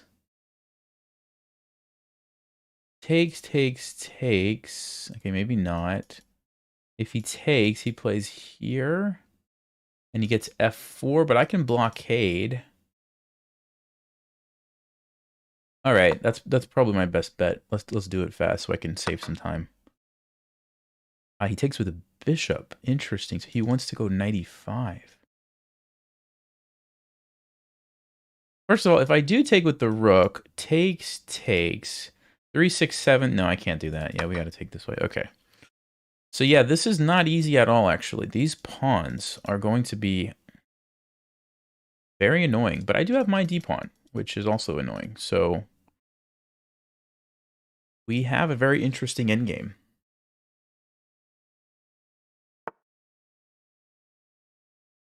I can't go there. There's a fork. I could defend it. So we have a nice protected pass pawn. I like that. I could go here and attack this. He's going to play e5, though.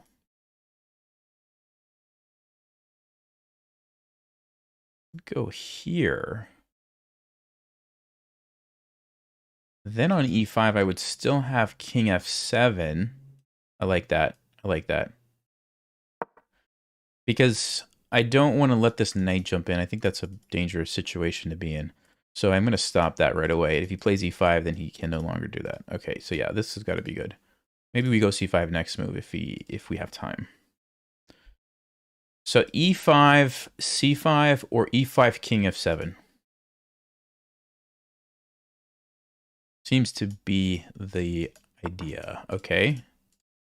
The king f7 is nice because you can't check me. You can't check me. If you sack, I'll just take it. You take, you lose a piece, but then you could play c5 and you might take that later. So I should probably play c5. You can't go here. Yeah, I should probably play c5 while I have the opportunity. It does potentially give him this square, but who cares? I'm going to have a protected pass pawn.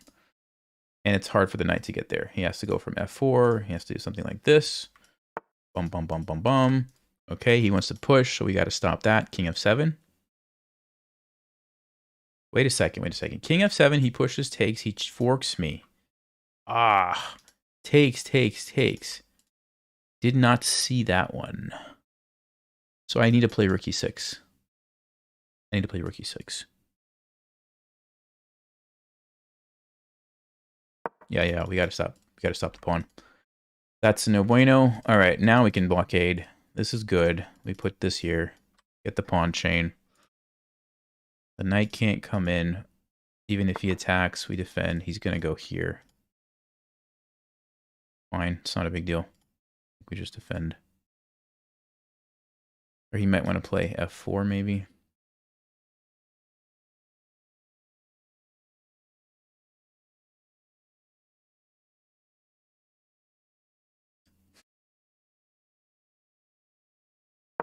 Let's go ahead and defend my pawns. He does play f4. Let's go ahead and blockade here, I think. And all we have to do now is figure out how to get the rooks into the game. So it's probably going to be a break here or a break here. So rook back or just like this maybe. Somehow we have to open the files for the rooks, I think.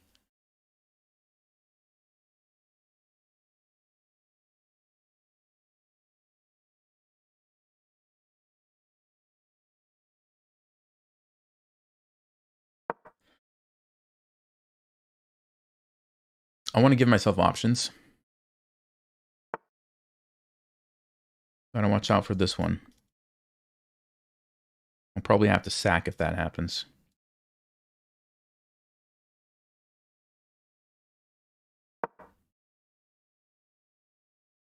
I will probably sack and then just take all the pawns. I'm not super concerned with knight d6. Yeah, he's gonna...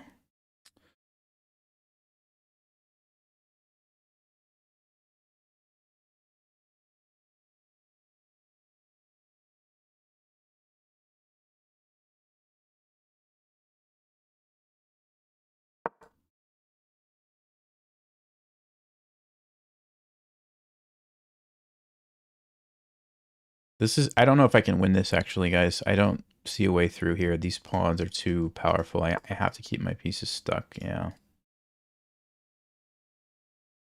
I do not see a way through.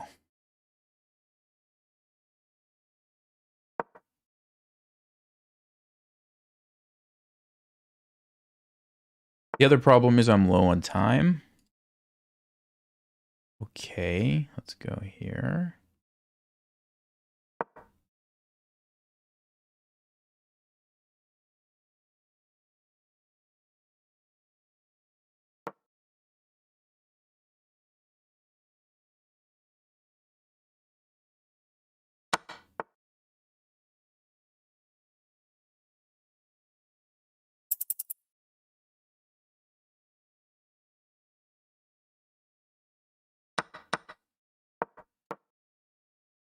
I'm gonna try to create a pass pawn.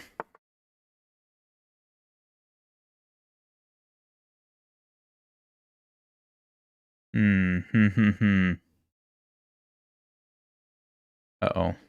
Uh-oh, uh-oh.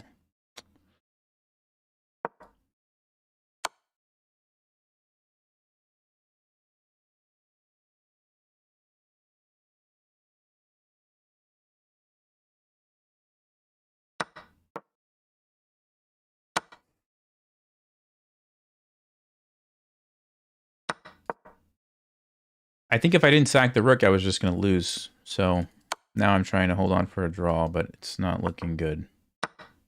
Yeah.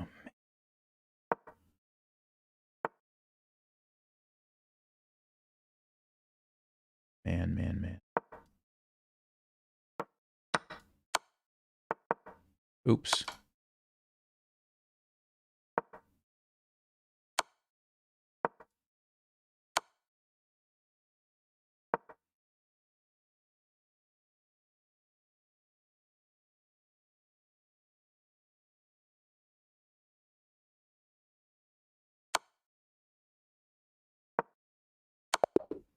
Yeah, he saw my trick. He saw my trick. Wow. I think we started off that game very well, and then, yeah, I did. Just fell apart at the end. Wow. I don't even think I have any ideas of what I could have done differently. Let's see.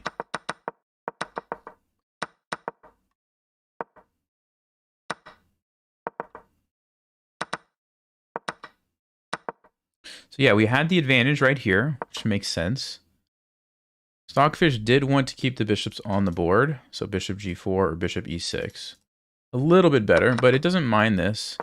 Knight b4 is really where I started to go wrong. Okay. It likes f6. No, back in the driver's seat. Okay, so what did I do wrong? Ah, g5. It wanted me to play g5 to just lock everything up, or knight d3 right away.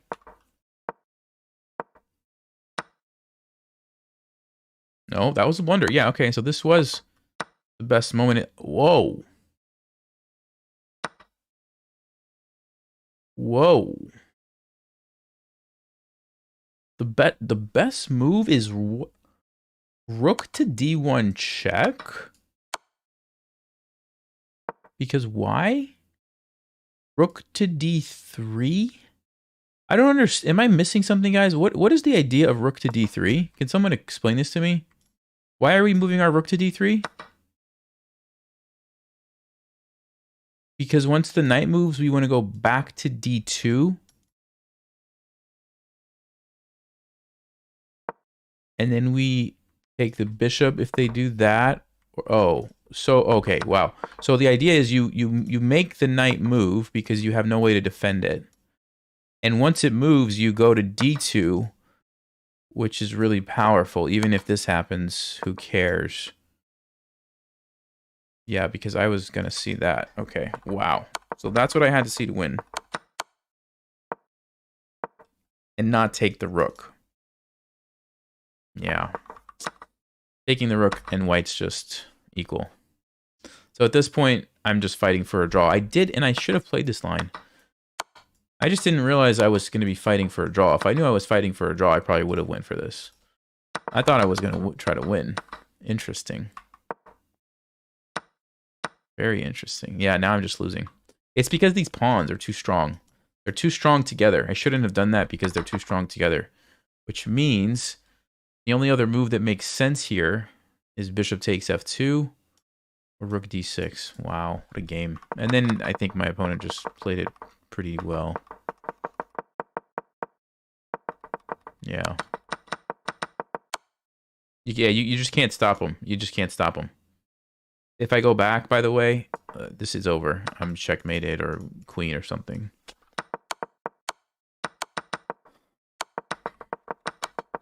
And then I was hoping he got a queen. And then I was hoping I could do something like this and get a stalemate. Wait, why does it say checkmate? Wait, what? Oh, because you don't have to take this. He could still get checkmate if he goes here.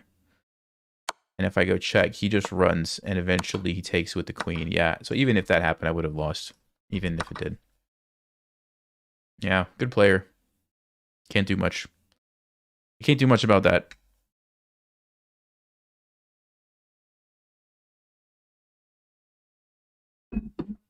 Fork was a trap. Yeah, it was. The fork was a trap. I fell for the trap. If I would have taken the bishop, which was my original plan, and played bishop d4, I maybe would have had better chances to win the game, honestly, because this is actually a decent position, which is really funny. I noticed a tactic that I almost missed, which made me essentially lose the game. That's pretty funny when you think about it.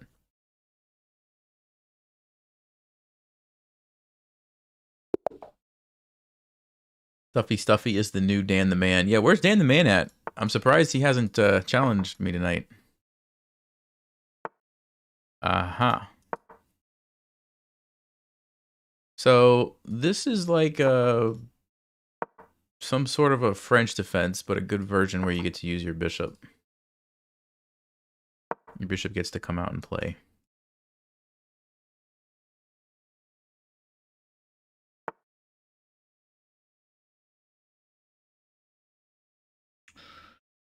Okay. I guess I'll just go back and just go over here. If he wants to do that.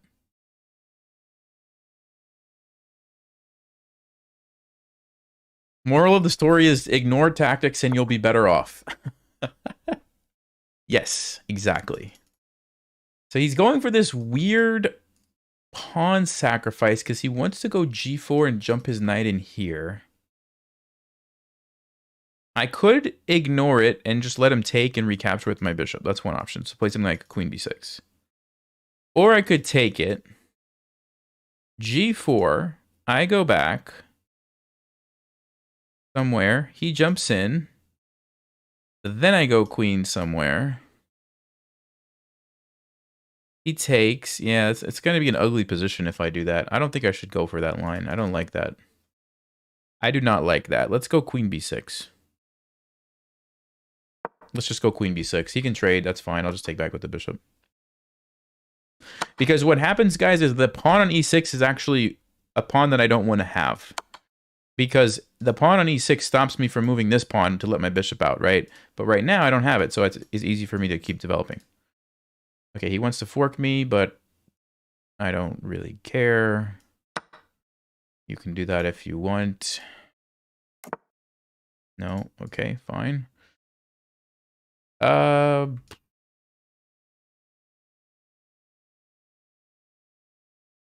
think we just develop a piece. I don't think we need to overthink it. Develop the piece. Move the queen. No big deal. No big deal. Queen here, rook e1 is a little interesting. But I'm not concerned. Okay, maybe I should be. Knight e4 is what I was thinking. Threatens the knight. If he trades, I take. I'm threatening here. I like the look of that. Let's go knight e4.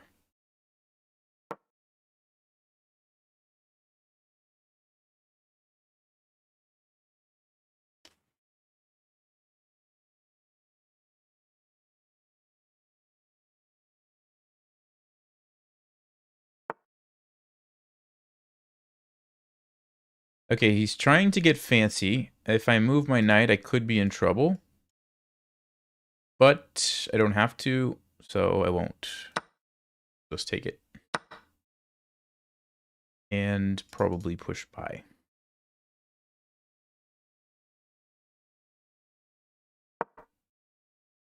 Push by. We don't want to let the rook line up on our king, so we do this.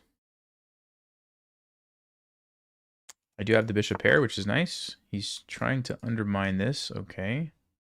Maybe I'll go g6, bishop g7 castles.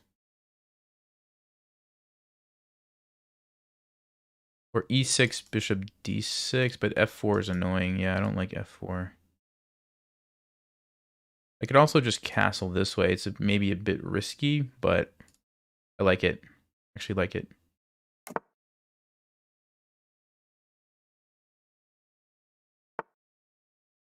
Okay.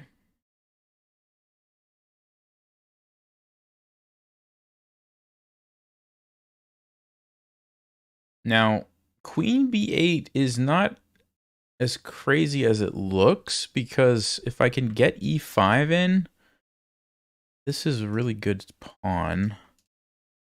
King b8, you have to be careful. Would go king b8 and then just move back, and we have e5 as an option.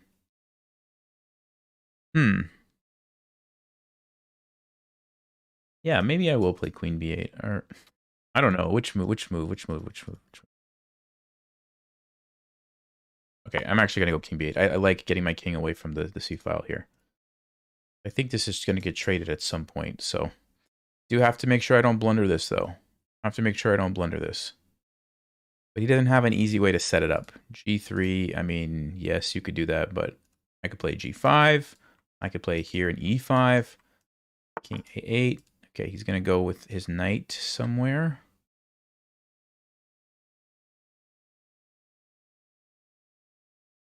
I don't really want to be greedy and take a pawn right here. My king's going to be in trouble if I do that. So I think I might go no, G5 runs into knight F3. G6, knight F3. We move. We put the bishop here. That looks pretty good.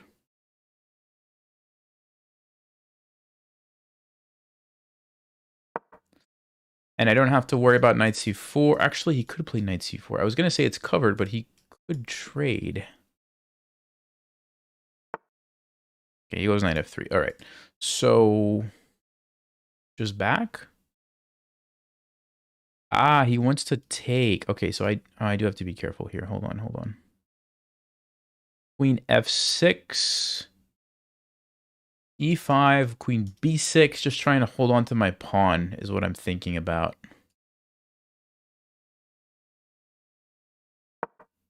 Think that works? If I'm not mistaken.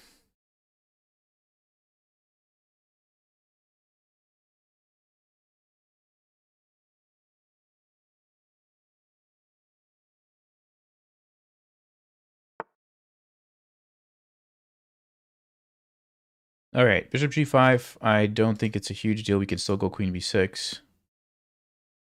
Should be okay.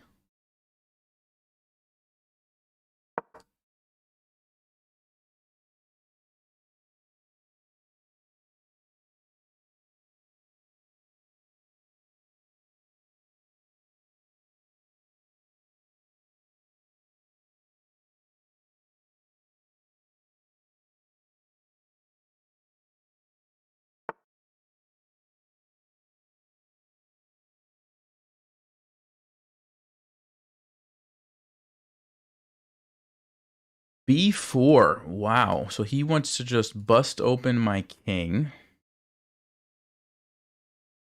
at all costs, it looks like. What if I just take it? What is his plan if I just take it?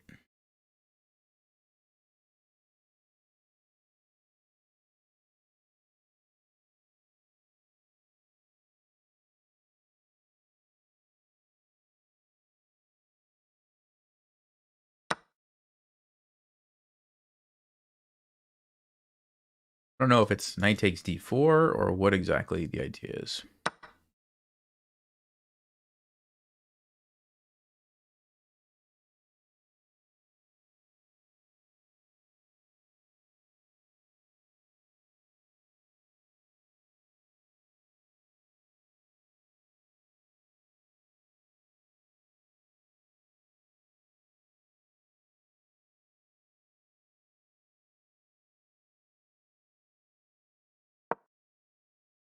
I'm going to go here with the idea of sacking my rook.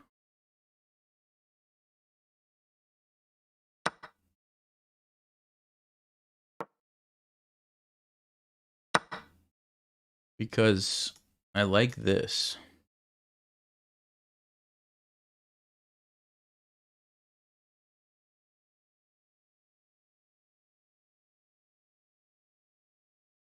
We're going to get the rook back. We also could think about just going for the attack over here.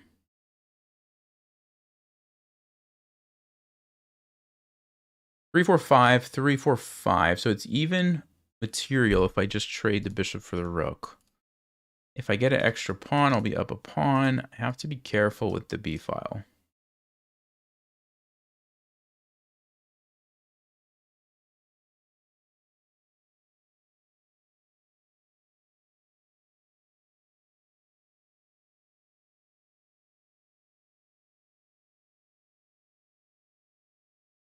What's white gonna do? I don't know.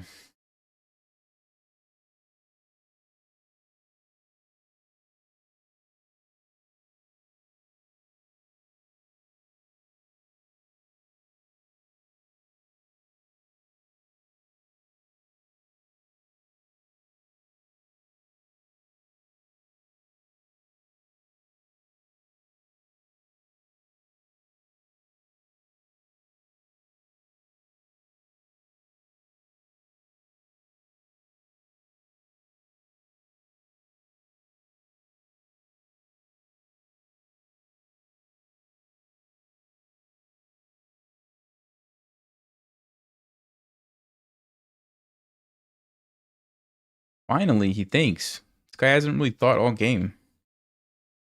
He finally slows down to think.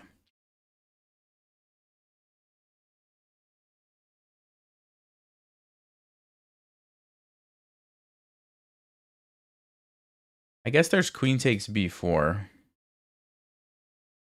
But then I think I'll take here. King will move. And then I'll probably trade. Take here. We would have an opposite color bishop ending.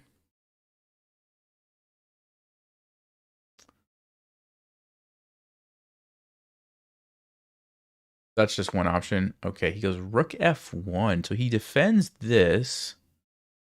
There's bishop c4.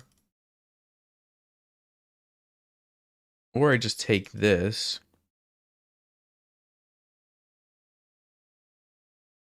I don't really love this bishop right now, so I kind of think I might go for that. It just seems like a bad bishop, so I'd rather trade this one if possible.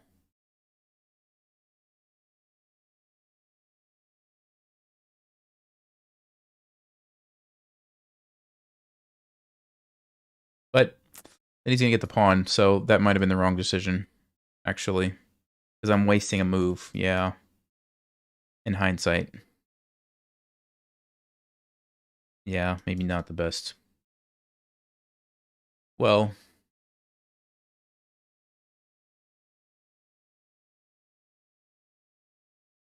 let's see if there's anything else I can do. He goes rook b1, okay.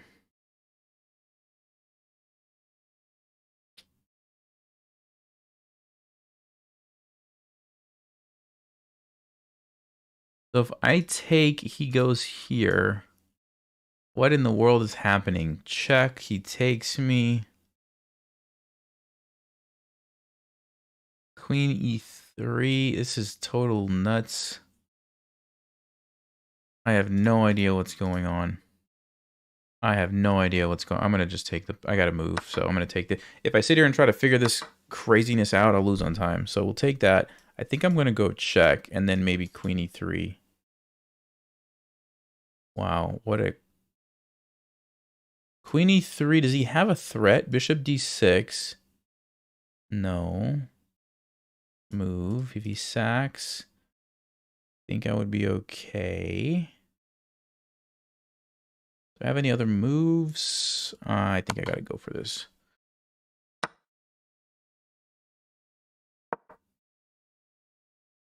So I am threatening checkmate. It looks really scary, but don't think he has anything immediately. I don't think this works. I'll just probably be able to get away somehow. Check. I think we just go here. No, he stops the checkmate. Okay.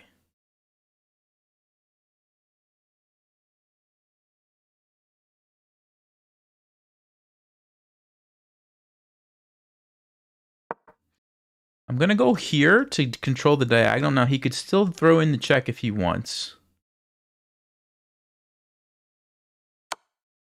Okay, but what if I just move? Wait a second. If I move, he takes. Check. We win. We win. So he can't take my bishop. Oh, there you go. That's why you don't move so fast. Good game. You can't block. Well, actually, I guess technically he could block, but that's not going to end well.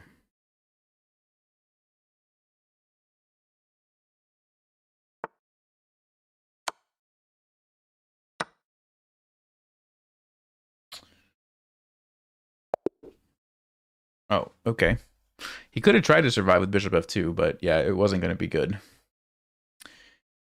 All right, good game.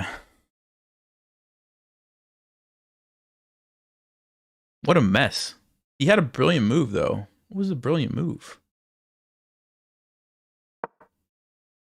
Well, rook f1 was a brilliant move? Really? Interesting. How was my rook takes d4 idea? No, Stockfish said bishop takes d4. You take with the bishop first, and then you take with the rook. Okay, that makes sense.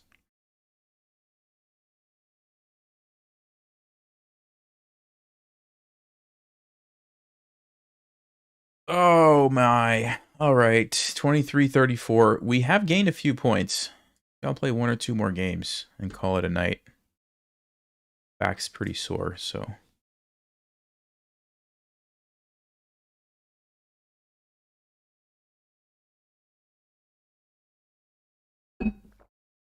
Did he have a checkmate there at the end? No, I don't think he did. Let's actually look at that real fast. I don't think he had a checkmate there at the end. You're talking about like right here. No, the best move was rook takes b7, but it's just a draw. It's just a draw. I guess I can't get away from the checks somehow. There's a perpetual check here. And we're just going to go back and forth forever, basically. Yeah, that was his best. That was his best move. Next best move was queen d1, which he played, but bishop g3 was really good. Only good move for me was king a8. And then he actually played the best move. Wow, that was the best move, but it was still a losing move. Yeah, amazing. Okay.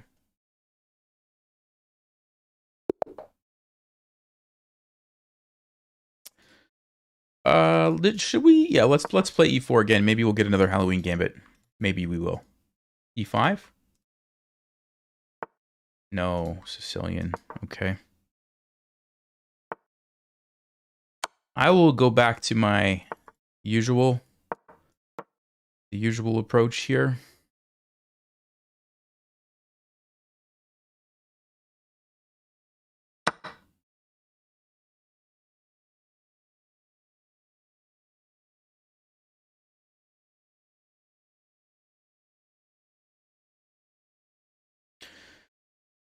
So we take with the queen because there's no knight to chase us away. Oh, e5 is an interesting move. Yes, it is an interesting move.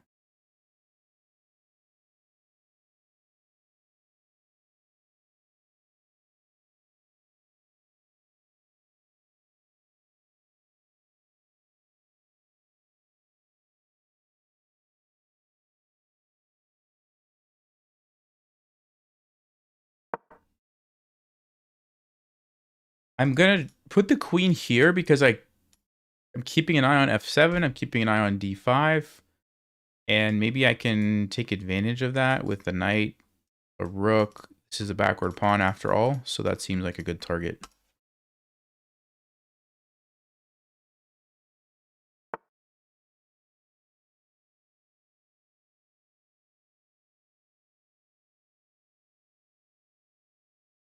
So I think we have to trade. Otherwise, we would probably get forked. He's going to take with the bishop. Knight g5. He just plays knight h6. Not a big deal. So I think we're just going to go knight c3 here. Stops bishop b5 so I can castle if I want. But on like knight f6, I'm going to pin it. I'm going to trade it. And I'm going to try to take advantage of d5. So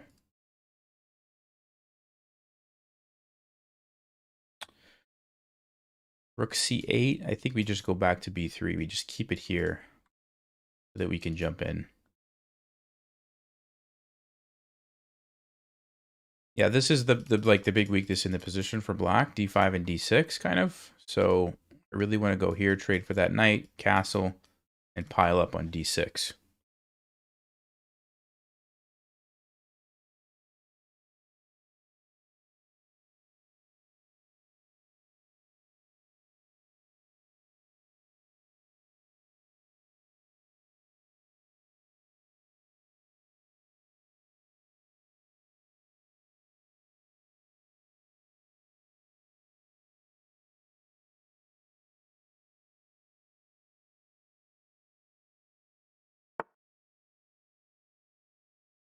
Okay, so bishop e7.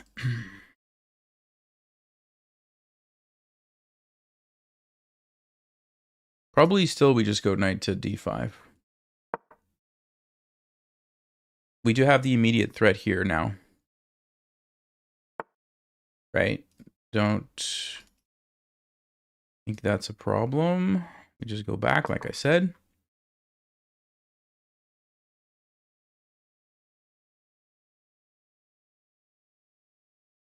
On knight f6, I think I'll trade and then pin the knight. And it's the same plan. I'm going to get my rooks lined up and attack this pawn.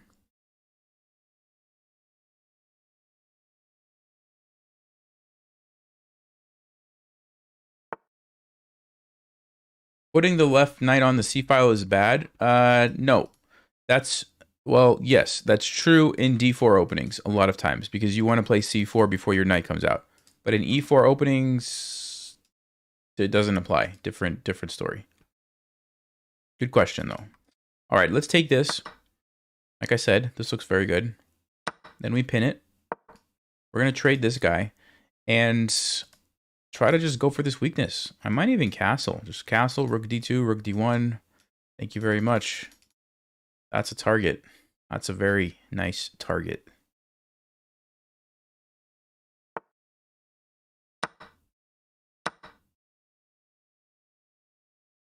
Make sure there's no tactics. Okay. Oh, I could have actually considered... I missed that I could just take this. Yeah, maybe that was... I don't know. It's not super clear if that was the right decision. Okay, I think we go rook d2. I'm just sticking with the plan. I don't really see a reason to deviate from this. I think this is a very solid plan. So I'll go rook d2 and rook d1. Now I don't want to take this because then I have to deal with the open files on my king, which is very, very dangerous. Okay. He's attacking here. We can defend that with queen... Maybe queen e3.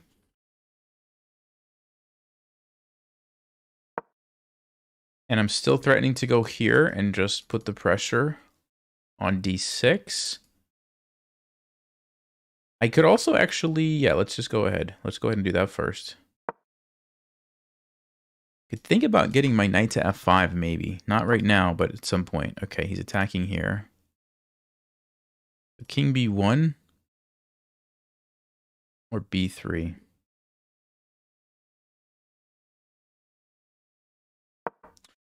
Let's go king b1.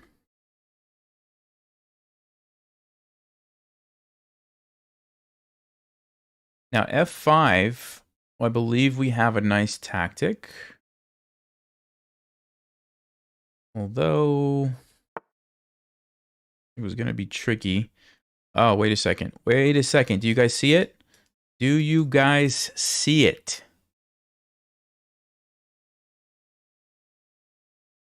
I don't want to take here because this is dangerous. This is dangerous. But what I will do instead, as long as I'm not missing something, this was a blunder. Let's just make sure.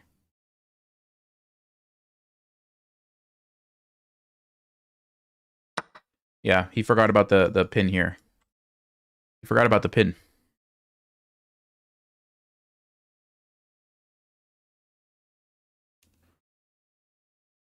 Queen takes e4. I think we just take the bishop and then... Actually, wait a second. If I take here, I can't actually do that because of the...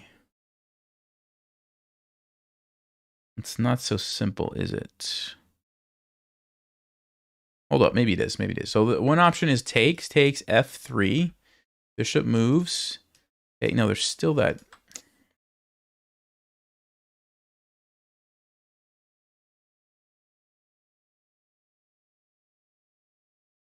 All right, what if I just take the pawn? What if I just take the pawn?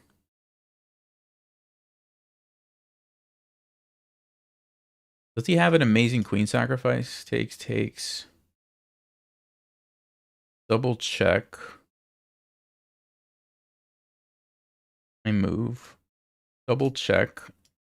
I move.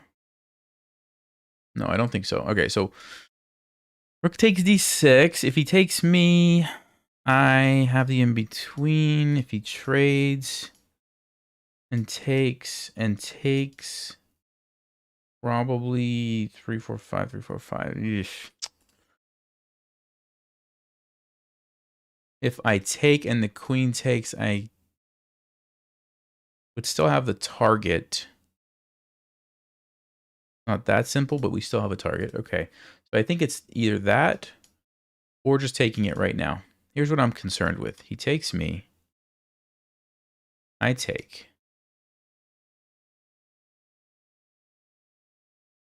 You could even take here, actually, and it's not that simple.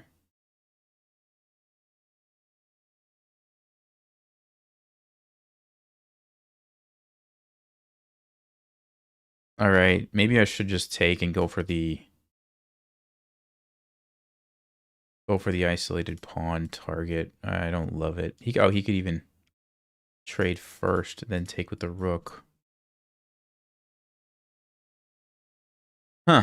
All right. I thought that I had a nicer position. I guess it's somehow okay for him.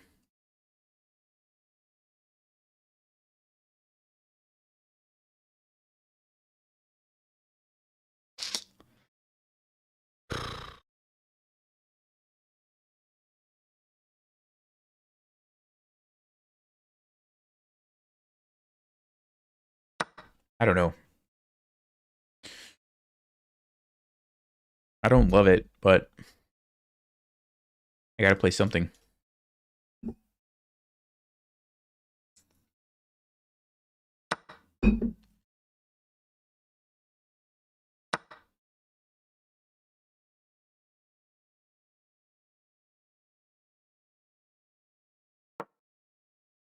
So we might just be getting an even endgame after all that. The weakness on d6, we might just end up with an even endgame. I missed how annoying this queen e4 at the end of everything was going to be. So here we are.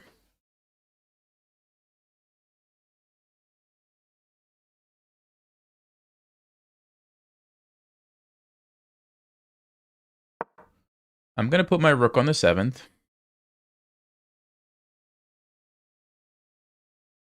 Probably jump my knight here after... Oh, he doesn't...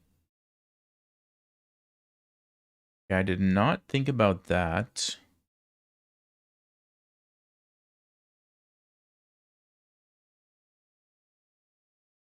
Ah, that's a good move. That's actually a good move. If I can't take here, I'm going to be in trouble.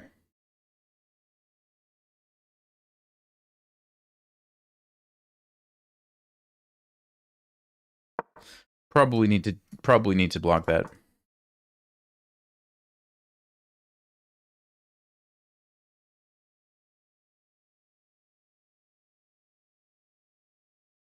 King f8. Here, rook e8. Here, king f8, f6.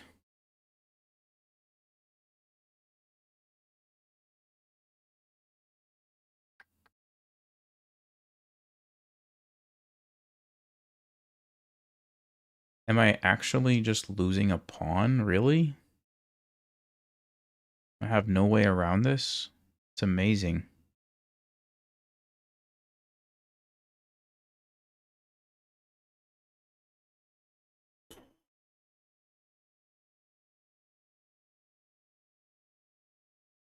Yeah, okay. Let me try this. This is not going well. He's gonna play rook e8. Gonna play rook e8, try to take my pawn. I need to do something tricky.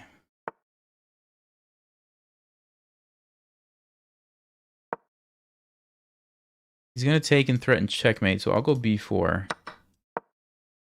We don't get checkmated. We're threatening some sneaky tricks here. Maybe we get a pawn race. Maybe we get a pawn race in the endgame. I'm not sure who wins that, but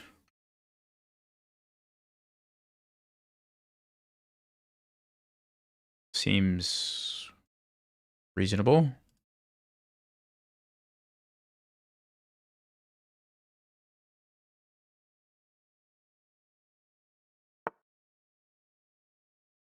Okay, yeah, he can try to take that, but I think I'm going to go for the sack here.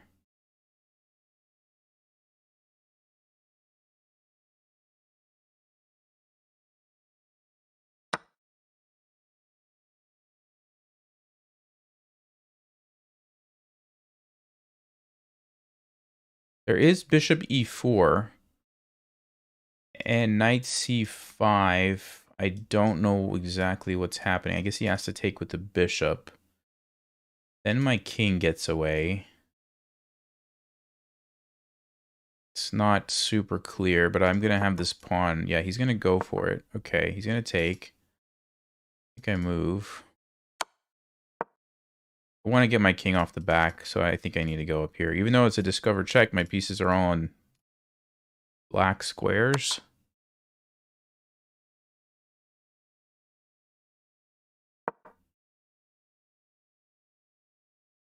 Keeping the pawn defended.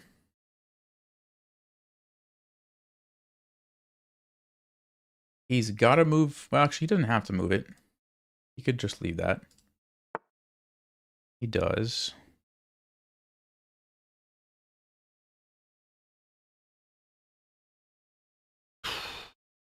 Okay.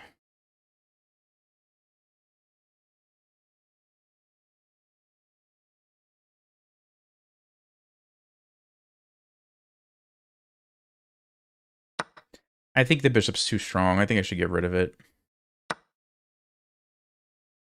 Now I'll go take this pawn and try to win the race, basically. My plan here.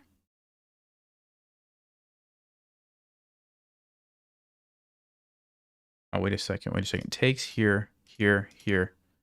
He's got rook. Oh,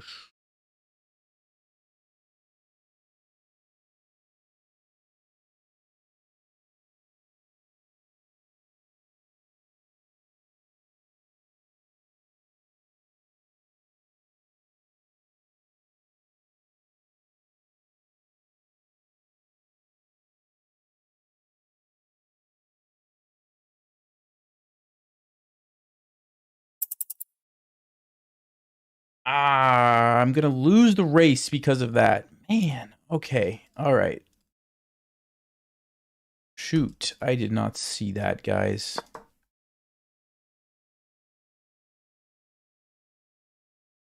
I missed the rook there at the end.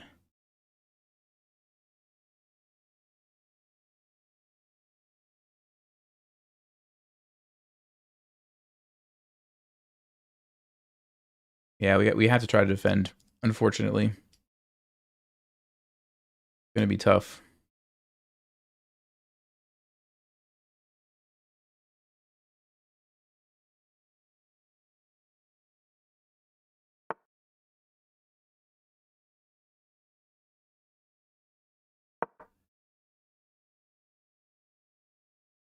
It's going to be very tough.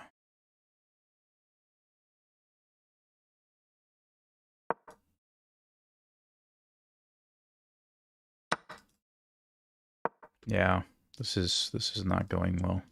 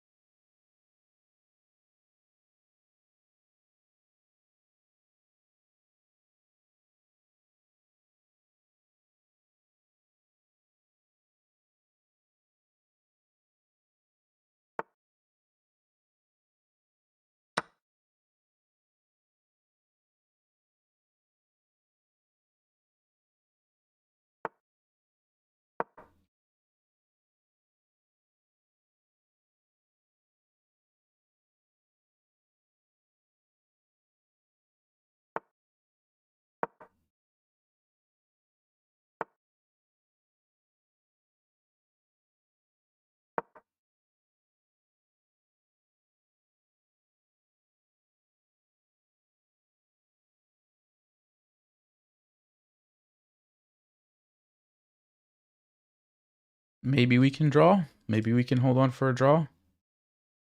If he chooses to trade these pawns, no, he goes there.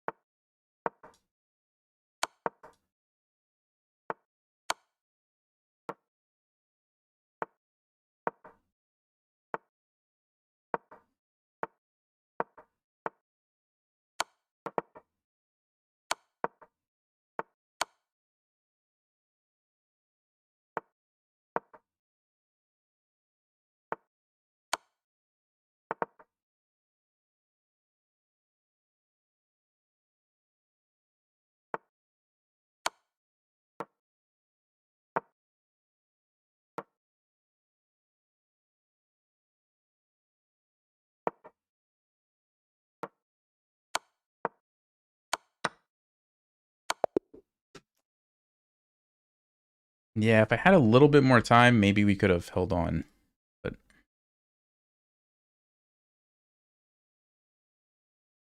yeah, wow, we never had an advantage the whole game? Are you kidding me? That is wild.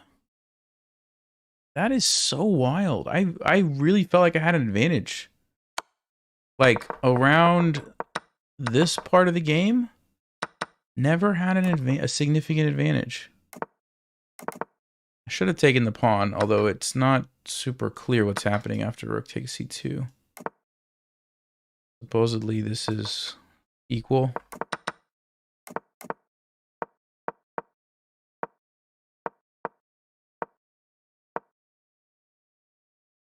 Yeah, knight takes e5 was the best move, but it's just not good. Best move was knight takes c6. So just going for this position, which... Alright.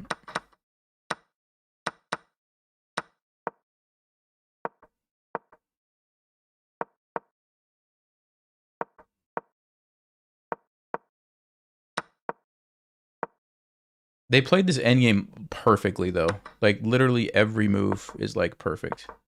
Except that one. This was my one well, not really much of an opportunity. I think here they played it. I think they did everything right here.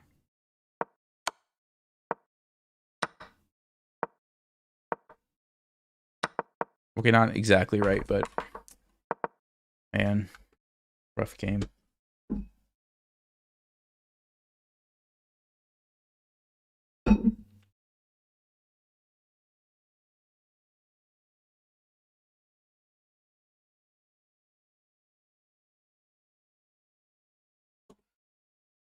All right, let's see if we can get a win.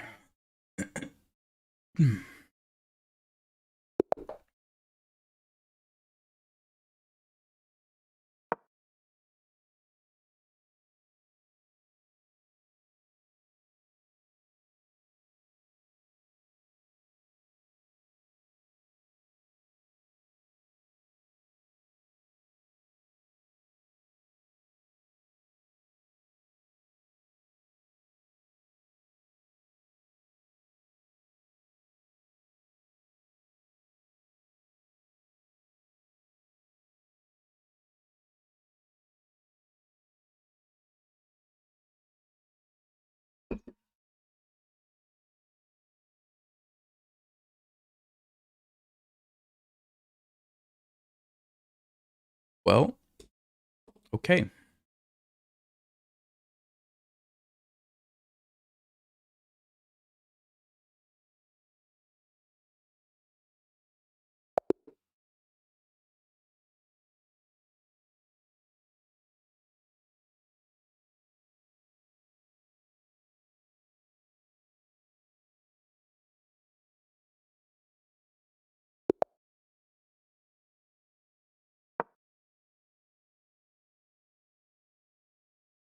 I don't want to play another Halloween Gambit. We can get a chance.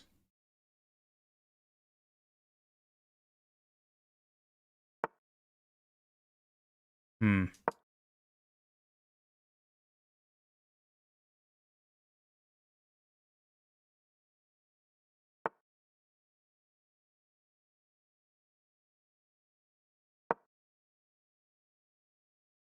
Let's try bishop b5 again. A lot of people seem to like know how to respond to this these days, so I don't know. I'll keep playing it, but it's what I'm most familiar with, so. Knight f6. Okay, let's... Knight f6. Interesting move. I think I can castle here.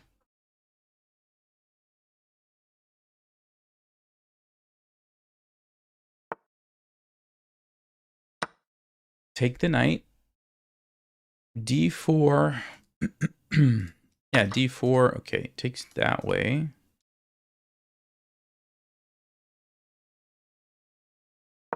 Let's go d4. Yes, it undoubles the pawns, but we got to get our pieces out, so I guess you could argue that d3 is maybe a different option, but I'm going to do this way. Get the queen up there. Let's get the bishop out.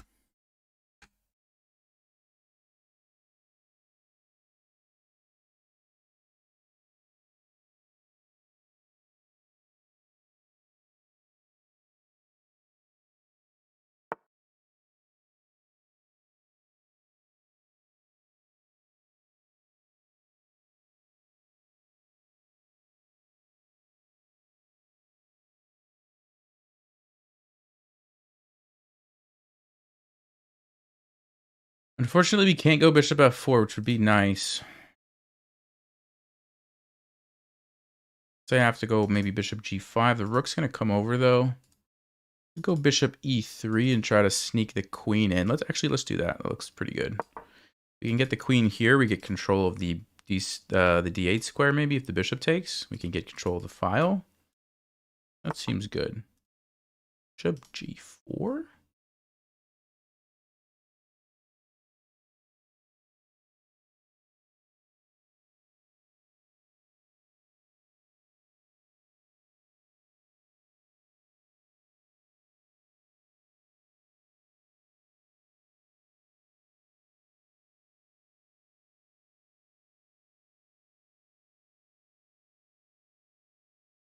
I don't think I'm going to worry about that, although... Wait a second. e5. Hold up. e5.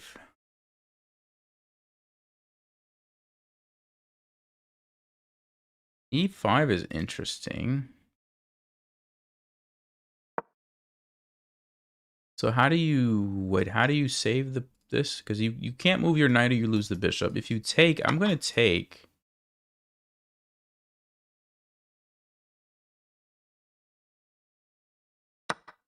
I'm going to take, and I'm threatening the bishop, and I'm also threatening the pawn. Oh, e5? Okay, I didn't see that one. e5.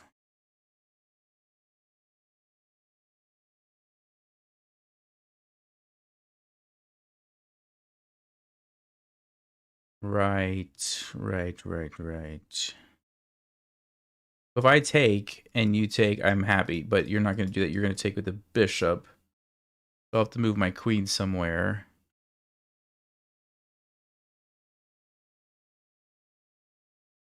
Three, six. It's just an even position, I guess. Can I do anything else, though? Queen h4, you have to move your bishop, so you go... Well, you don't have a lot of places. I guess you go here. Then I can take. Yeah, I like queen h4, so he's going to go bishop d5. I think that's the only square the bishop can go to.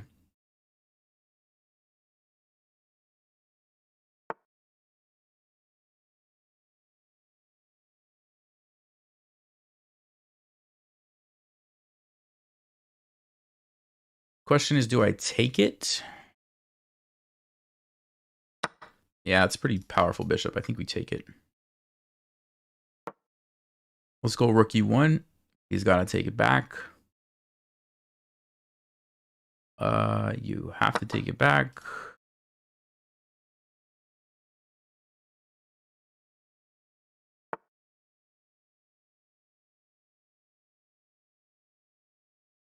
Interesting.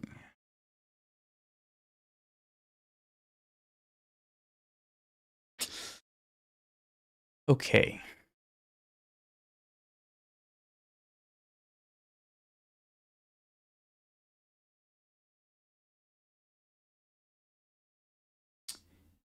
Yeah, I think I want to go here. Back the pawn.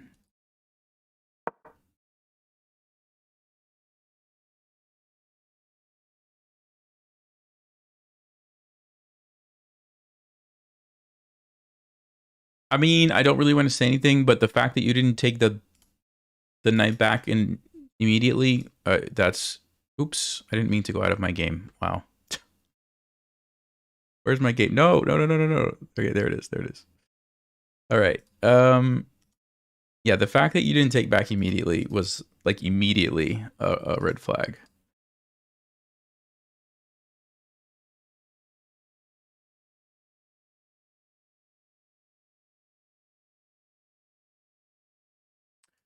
Like normally I would probably think about taking, but now I'm afraid. If I go rook d1,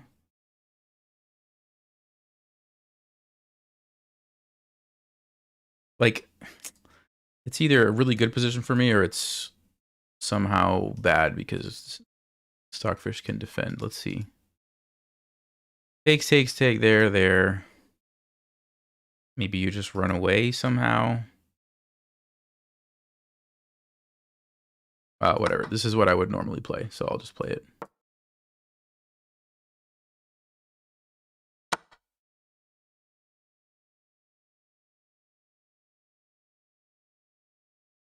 I mean, if this is somehow good for black, then we know. And we know. But I don't... Doesn't look like it's good for them. It looks like they're about to get checkmated, right? Like, why would you ever want to play this?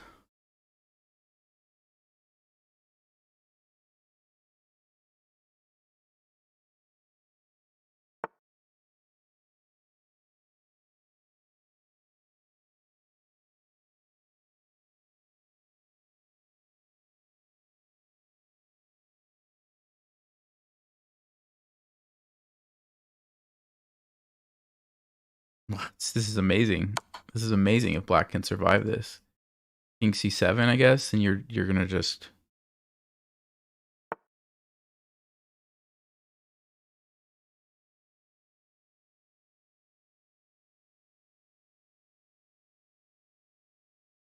I was gonna end on this game. Now it's gonna be a rice cooker for the last game. Yeah. Check. I guess you're just gonna move here or here.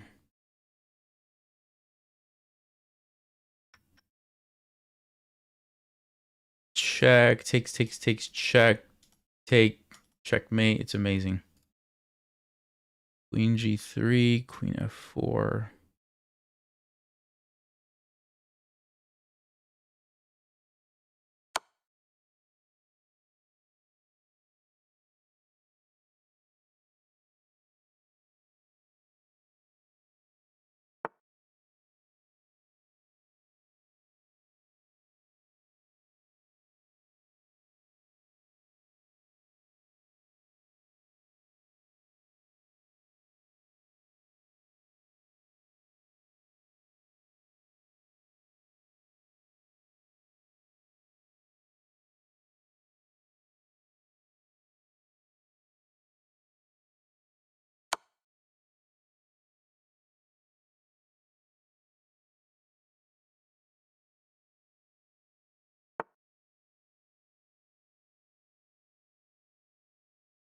Bishop c5 is the idea.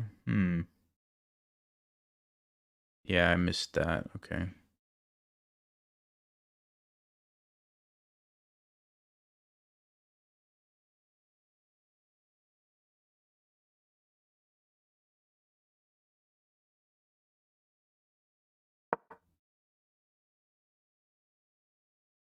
I mean, it seems pretty obvious just by the time usage.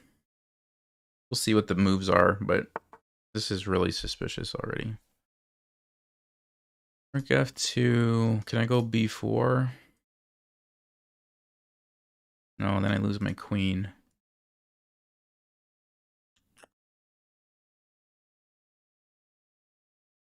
Can I take the rook? No, he's gonna take me.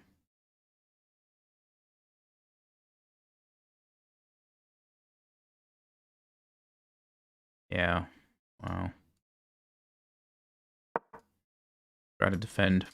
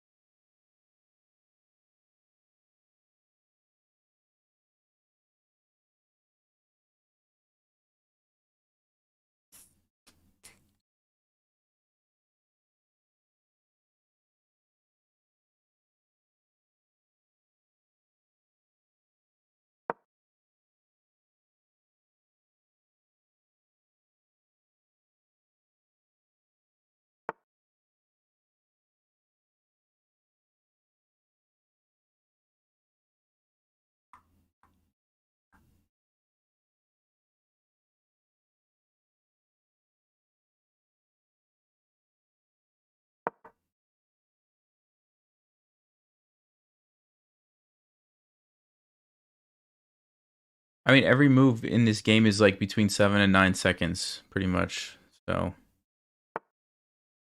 literally every move.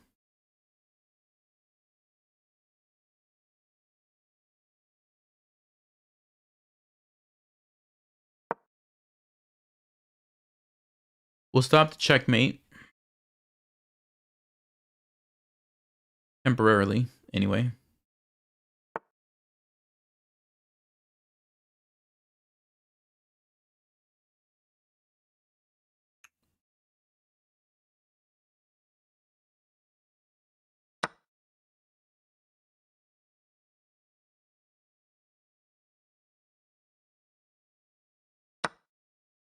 Yeah, only move.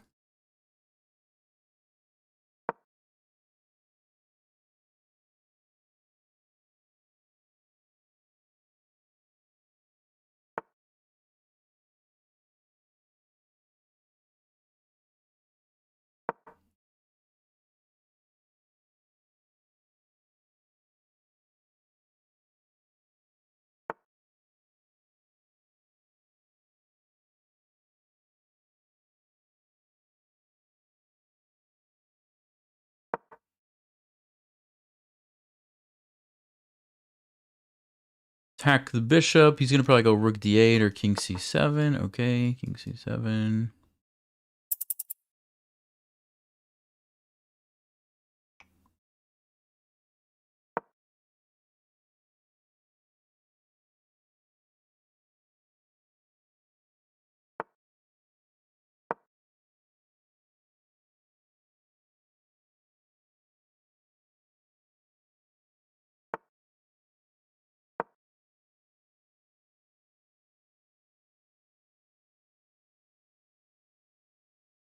Maybe they'll start playing for real or something.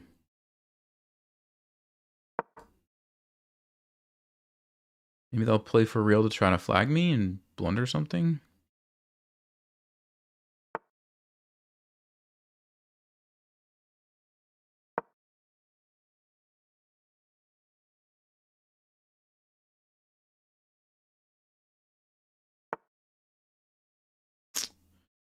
Yeah.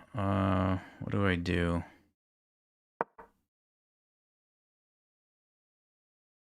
I'm getting squeezed here. Getting squeezed.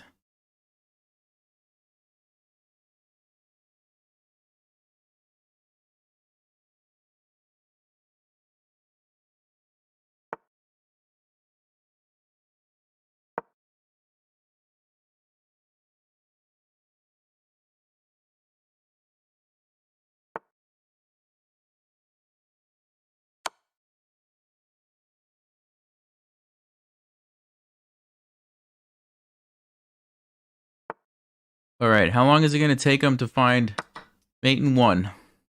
Let me guess. 7 seconds.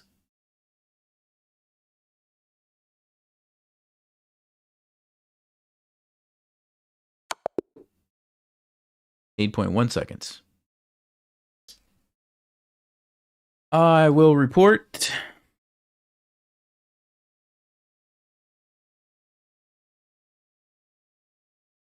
Okay, now we can verify it with game review. Yep. Not surprised at all. Probably threw in some not best moves to make it look normal, but that was 100%.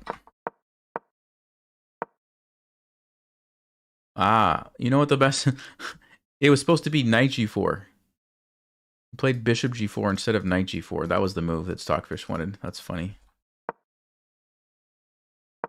e5.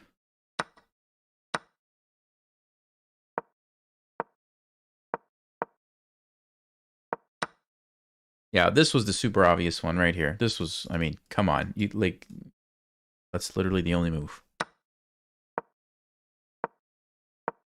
Yeah, they were playing like the second or third move in a lot of cases.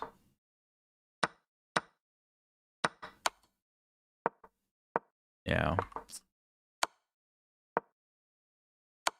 I actually had a draw, which is interesting. Wow, but I have to play the move King F1? I mean, what in the world? Why would I play King F1? If I don't get checkmated. Okay.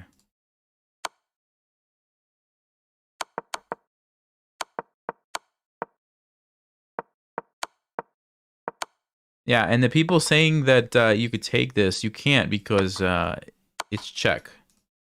You don't have time for the checkmate.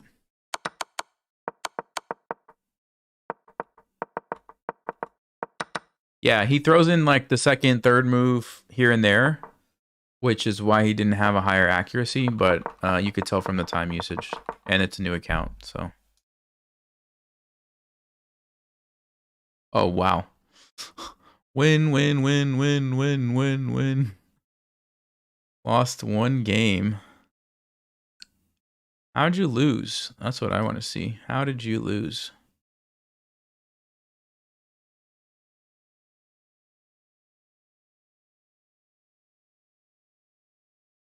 .70 accuracy. Did he throw this game just to throw it, or did he misclick something?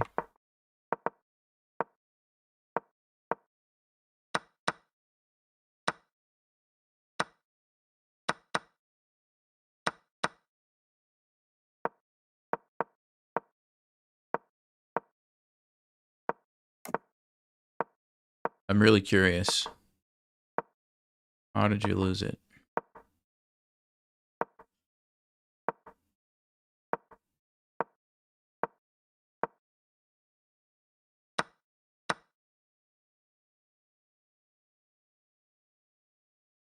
Is bishop takes c4 even a line? Let me turn on Stockfish to 5 lines. Hold on. Right here. Yeah, I just threw the game for some reason there. Don't know why. Okay, whatever. Pretty obvious to me, guys.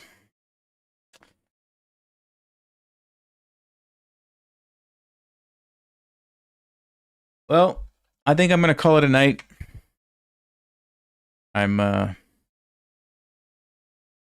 little bit depressed after those last 2 games, so we didn't get the goal. We only got 7 out of 15, so I'll have to save that puzzle for next time, guys. I do have an interesting puzzle to share with you, but yeah, that's gonna do it for me for tonight. If you're wondering about the title of the live stream, you have to go watch the first like 5 or 10 minutes. I explained it. And I will be looking for these points to come back very soon. Very, very soon. So I think our rating actually will end up close to where we started. Maybe a little bit lower. But we should get those back. So see you guys next time. Take it easy. And we almost had the reset checkmate too, which would have been cool. I was this close. This close.